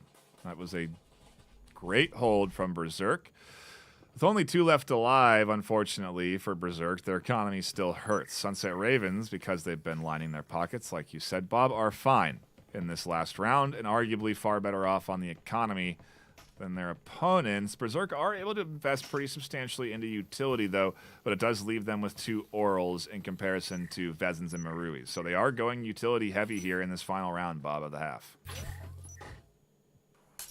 And there it is, all up on the roof. You see the big utility dump from Sunset Ravens. They're going to look to try and carry as much of that with them to set up a good push, and Berserk spent quite a bit as well. They purchased all the utility that they could get. Nasty setting up some trip mines for their team of Static.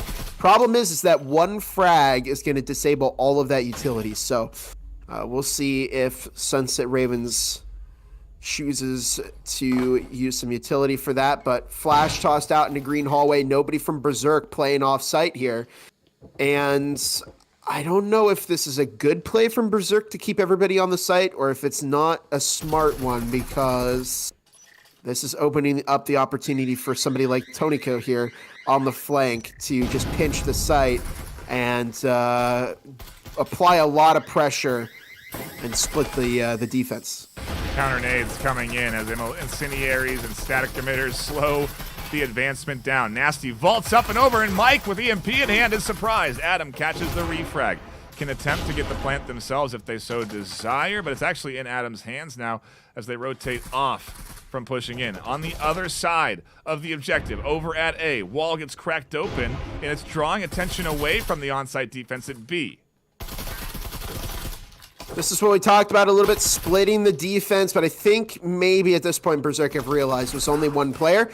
Desander finding Alkin as Adam looks to get that EMP planted. This is for all the marbles here for SR as it's up to Jacobs and Jacob. Nice. Jacobs finding the kill. Good push. Mac looks to get refrag. It doesn't happen. And it's all up to Desander. And Jacobs finds it. 2-4 into the second half, with Berserk now having the potential there to go and maybe find some more momentum in the second half. But it's all going to come down to really how well SR can play this. That was a big clutch coming in from Jacob at the end, picking up the multi-kill, or Jacobs rather, not Jacob.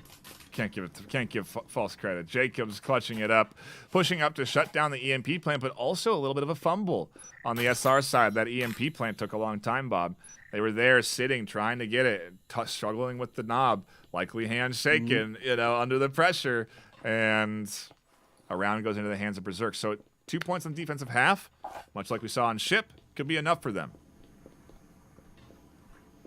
Yeah, all it can take is just the difference of a couple rounds to completely turn things around for teams sometimes. And especially in the last one, if we saw SR go 4-2 into the second half, we might not have even had to play on this map. But Berserk managed to survive, and they have, all things considered, a decent defense score to round out the first half with. Now we're going to see how they can do on the offense. Perhaps we're not going to see an upset here. Perhaps Berserk are going to stay in this game and are going to move on to play Nexus.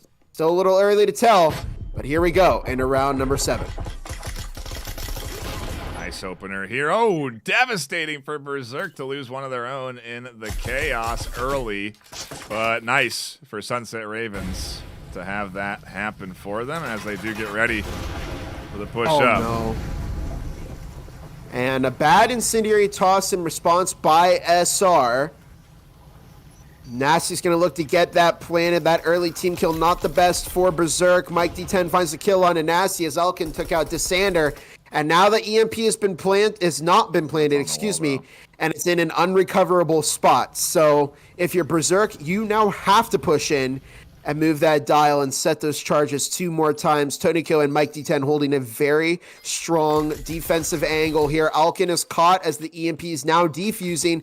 It's up to Jacob to keep their team in momentum here, moving into the second half, and Toniko finds the kill. Mac is going to get the defuse, and it's still going to be that 5-2 game with SR in the lead by 3 rounds. They're locked in. They're in control of the half now. And what do you do for Berserk? You have to take the risk, right, Bob? You got to go into your Omen buys here. You got to dip into the SMGs. Ecoing is not the play like they did on defense. And we do see that the choice comes in. SMGs are the call. In comparison, Sunset Ravens have to read that this play is coming. They got to recognize that if they disadvantage themselves by ecoing and only going with, pistols this round, that they could be in bad shape.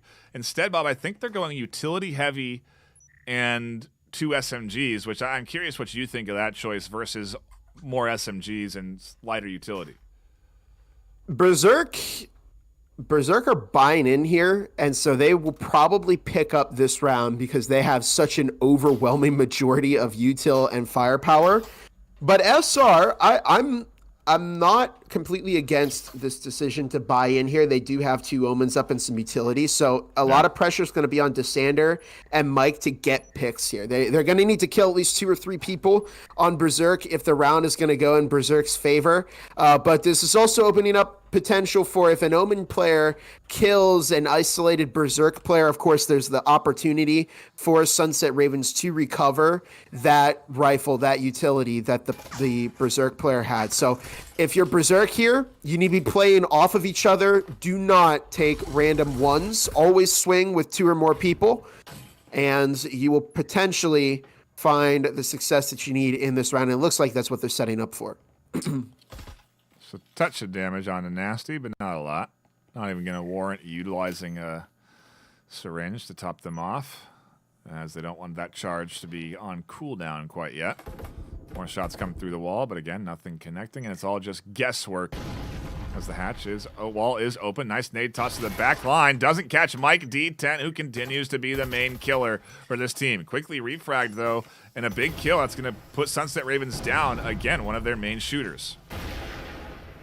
And Jacob's outside of site B along with Dev Sender. Good frag toss from Dev, but just a little bit too shallow for what they wanted to accomplish. 4-4, but Adam is on the flank. Toniko picks up a lot of damage, and unless Adam picks up the pace on the flank, SR are going to be in trouble. Here's that EMP is getting planted. Alkin finds the kill onto Toniko. Here comes Adam looking for the push, and a bit of lag, unfortunately for them. Alkin will find that. Nasty catching Mac, and it's up to Dsander here in a 1 versus 4. They catch a second kill, almost a third, but I wouldn't say this is the worst case scenario for Sunset Ravens. They found some picks.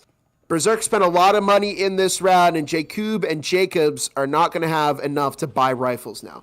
Yeah, it's actually an interesting bit of economy battling that we're having here in terms of strategy choice and investment. And like you said, those 2 kills, pretty big. Takes SMGs out of the hands of at least one of their players, because they did have 3 left alive to carry through, and I think they only bought 4.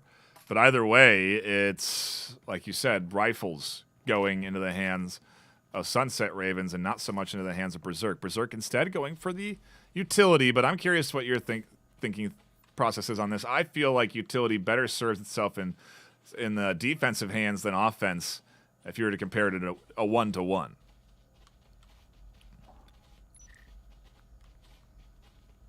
Not necessarily, because utility can be very useful on the offense to route your opponents, your defensive players. They can sit in some certain angles that can be very tricky to get them out of, and so you can toss a frag, you can toss an incendiary or smoke, something to force the defense to move.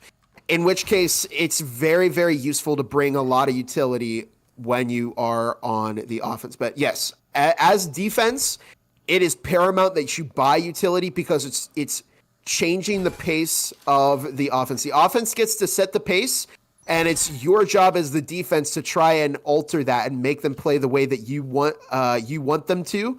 And that's exactly what we're seeing both sides trying to compete for right now. Frag is tossed. That's why utility is so important, because it dramatically changes the game and takes it from just winning a gunfight to how well you're using utility. Yeah, now they're not going to be able to heal up Desander, who's tucked into a super dangerous and tough position. If any sort of guessing pre-fire comes in, just to check the corner, they'll go down. But they may be able to spring a little bit of a trap. I think there's going to be too many eyes on this hatch once it opens. And yeah, as I say, Desander goes down so quick. Quick Ensign zones out the advancement through the hole in the wall, but Devsender with a nade to the back line catches Mac, and Sunset Ravens are down to 3 in a 3v5. And they're in trouble here over on SR. Flash toss in, and this is what we were talking about with offensive utility. You're blinding your opponents, you're forcing them into certain scenarios, but Adam does not care. A double kill. Jacobs is actually holding an angle that's going to find Adam. Good play from Jacobs there. Mike D10 also quite pressured and looking for the refrag onto Jacobs. That EMP has not been planted yet. Tonico finds the kill onto Alkin, and it was just enough time for SR to start to turn this a little bit in their favor, but now Tonico in a 1 versus 2. And Devsender, Jacobs are going to play off of each other here to keep their team in this game. Nice. Jacobs, good Teamwork. swing onto Tonico. Makes it a 5-4 game with Berserk still very much in this matchup. You see this, the top score is 7-0, map 2. 5-7 is actually 7-6, but the scoreboard is bugged. But don't let that convince you. I mean, Berserk didn't have a good opening, but they have found their footing, and they're slowly working their way back. Yeah, they certainly are. SR are not out of the clearing just yet. Just a point away, Bob, from taking it to series points, but that 1 point can sometimes be the toughest, as we've talked about it time and time again. At a high level, these teams do not go down easy. I think it also comes into great design by the game's developers, Triangle Factory, who also sponsor the VRML. We really do appreciate the support from our sponsors. Triangle Factory is our largest for the Season 3 VRML season, and we really do it's a joy to have a team that cares so much about the competitive side of their game, because that's all there is to their game, is the competitive side. They really are locked in on developing great updates that keep it fresh with new maps and new meta adjustments. And this incendiary change, I think, is even more impactful, Bob, than we initially anticipated. Absolutely. Several flashes dumped by what is going on over on site B. Mac found Alkin. And what kind of utility misplay happened here? Nasty also blinded. 2 minutes on the clock as Devsender. Nasty. Adam looks to push out, and they find a kill. Aggressive, but Nasty was quick on the response. And now just 1:50 on the clock here, as Sunset Ravens are desperately battling to stay ahead in this matchup. If they win this round, they're going to move on to match point. Potentially series point. Not if Berserk has anything to say about it, but Nasty is caught in the incendiary. Nade! What? Oh no, Jacob. The thing is that gives off an audio cue when you do some damage to somebody with a frag. And so now, SR know that somebody is out in that corner. Incendiary is tossed. Tonico looks to push up. Look at the aggressive response from this defense. It's so different from what we've been seeing from SR here. Desander catching Jacobs, and it's up to Jacob the last member of Berserk standing against these 4 Sunset Ravens players. I mean, that right there could have also been the active, the camo, the stealth going and being nerfed today as well. You know, we saw Jacobs kind of relying on the fact that they'd be hard to identify when that smoke did go down. But it's a little easier to see now with the most recent update, and they go down pretty quick, unable to scoop up a kill for their troubles. And I also don't think players are used to having to go away when they shoot. You know, as soon as J-Cube turned on their camo, they shot, and it goes down instantly. You know, like that's not a good, in the new way that it works, it's not the most effective utilization of that tool. And so that could be impacting both sides, obviously, because it's something that both Sunset Ravens and Berserk are dealing with on the attacking side. In a way, it's kind of like an offensive trap to set up the cloaking device now, because you can hold an angle with it, stay still, you're invisible, and then once somebody gets aggressive or pushes, you can surprise them and get that kill with the cloaking device, instead of it now kind of being that invincible tool that kind of keeps you alive and prevents you from dying in a swing because the other person just can't see you. So people will say that the cloak has been nerfed into the ground. I tend to think it's been just more balanced so that it's fairer for both sides. I think if you know how to use the cloak correctly, you're still going to have success with it, but there's more skill required now for that cloaking device. And Sunset Ravens, Dessander, good counter there against the cloaking device. And now they are 1 round away from taking Berserk out and moving on to play against Nexus tomorrow in the EU finals. Here we go, Bob. Round 11 of map number 3. If you're just tuning in, you've missed one heck of an EU Final Four, with Nexus beating Acer in 2, and now Sunset Ravens looking to upset Berserk. It doesn't get better than this, Bob. In the script, it's right down to the T here as we do get ready for round 11. I think I have in there for tiebreaker map 3 here, so we'll see if that happens. But either way, Sunset Ravens in control, and the hatch drop coming in. A risky alt triple drop that doesn't end with much, because obviously Sunset Ravens aren't overextending on their defensive round here. They're playing it pretty conservative and tucked in, waiting for this push. It's all coming down to this. For Berserk, a loss here could mean everything to this team, but Sunset Ravens stacked up over in the sites. They don't have anybody on the roam. We're seeing Berserk, I think, actually may try and push site A here. They have foamed the B wall, and I think they're going to open that as a distraction. Flashes are tossed in, smokes are tossed in. Dessander going to look for a swing out here, but Nasty might actually find the kill. Dessander catching J-Cube and not even leaving the site. Good refrag, excuse me, a good opening pick from Dessander. Sunset Ravens in control, 5v4. Foam finally going down on A side wall. Tonico's low on HP, and there was a moment there where they could have broken that wall and had 2 kills because they were not ready for it. Timing's everything in this game, Bob, and they're giving time for Sunset Ravens to settle in for what is this A side push that's most certainly coming in. Door blocker slows things down a little bit, allows for the 1-for-1 trade. Not an overwhelming push in, but now everyone's here, and it's multi-kills for Nasty. Keeps bringing us to a 2v2. Alkin and DevCenter holding things down. EMP still hasn't been planted, Bob, and now it's on the floor as another kill comes in. Mike alone. Mike's clutched up multiple kills so far in this map. Why not now in the 1v2? Problem with Mike here is that they have no kind of defensive utility to assist them in this 1v2. And Berserk have the ability to play their numbers advantage. DevCenter, quite low on HP, going through the vent. Mike doesn't notice. Now they do. There's 1 kill. And they're going to get aggressive here. They're going to look for the kill onto Alkin, who is over. Oh my goodness, Mike with the flick. And it's now to get the EMP to get the win. Mike D10. The D, you might not have known this, stands for defense. And the 10 stands for the amount of kills that they get They didn't actually get 10 kills, but there you have it. Sunset Ravens knock Berserk out and are going to be playing.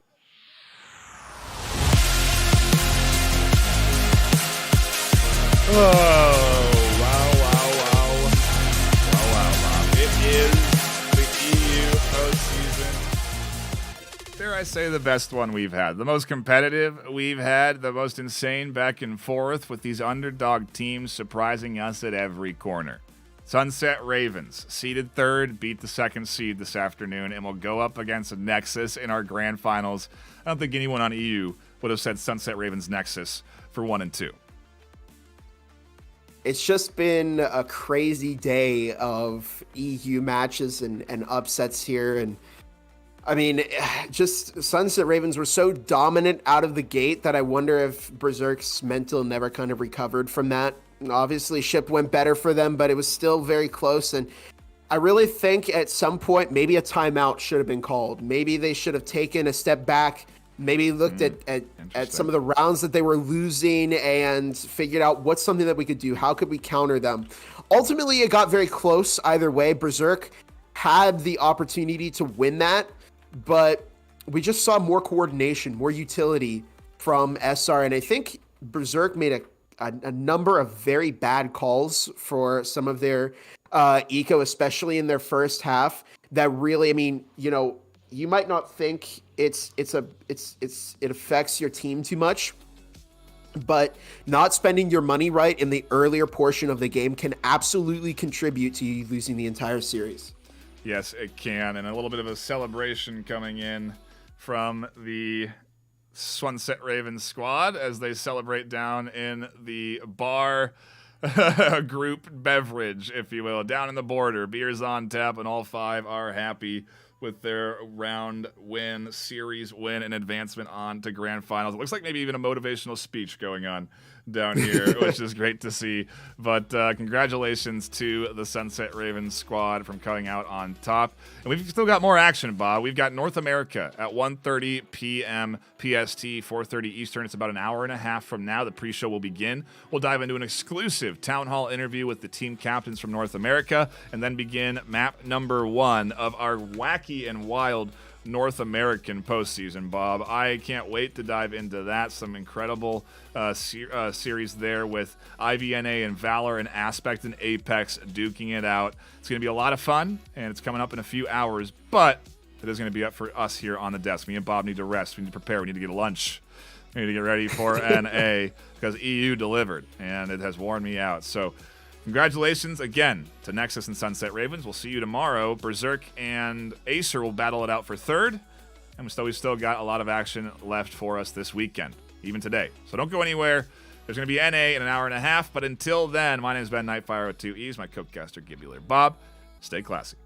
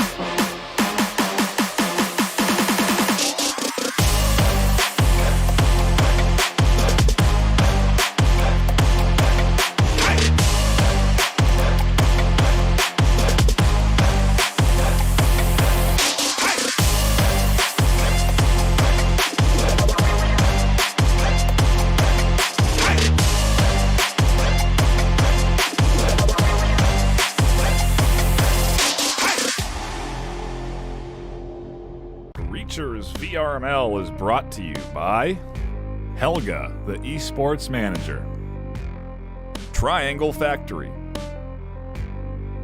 Thanks for watching VRML.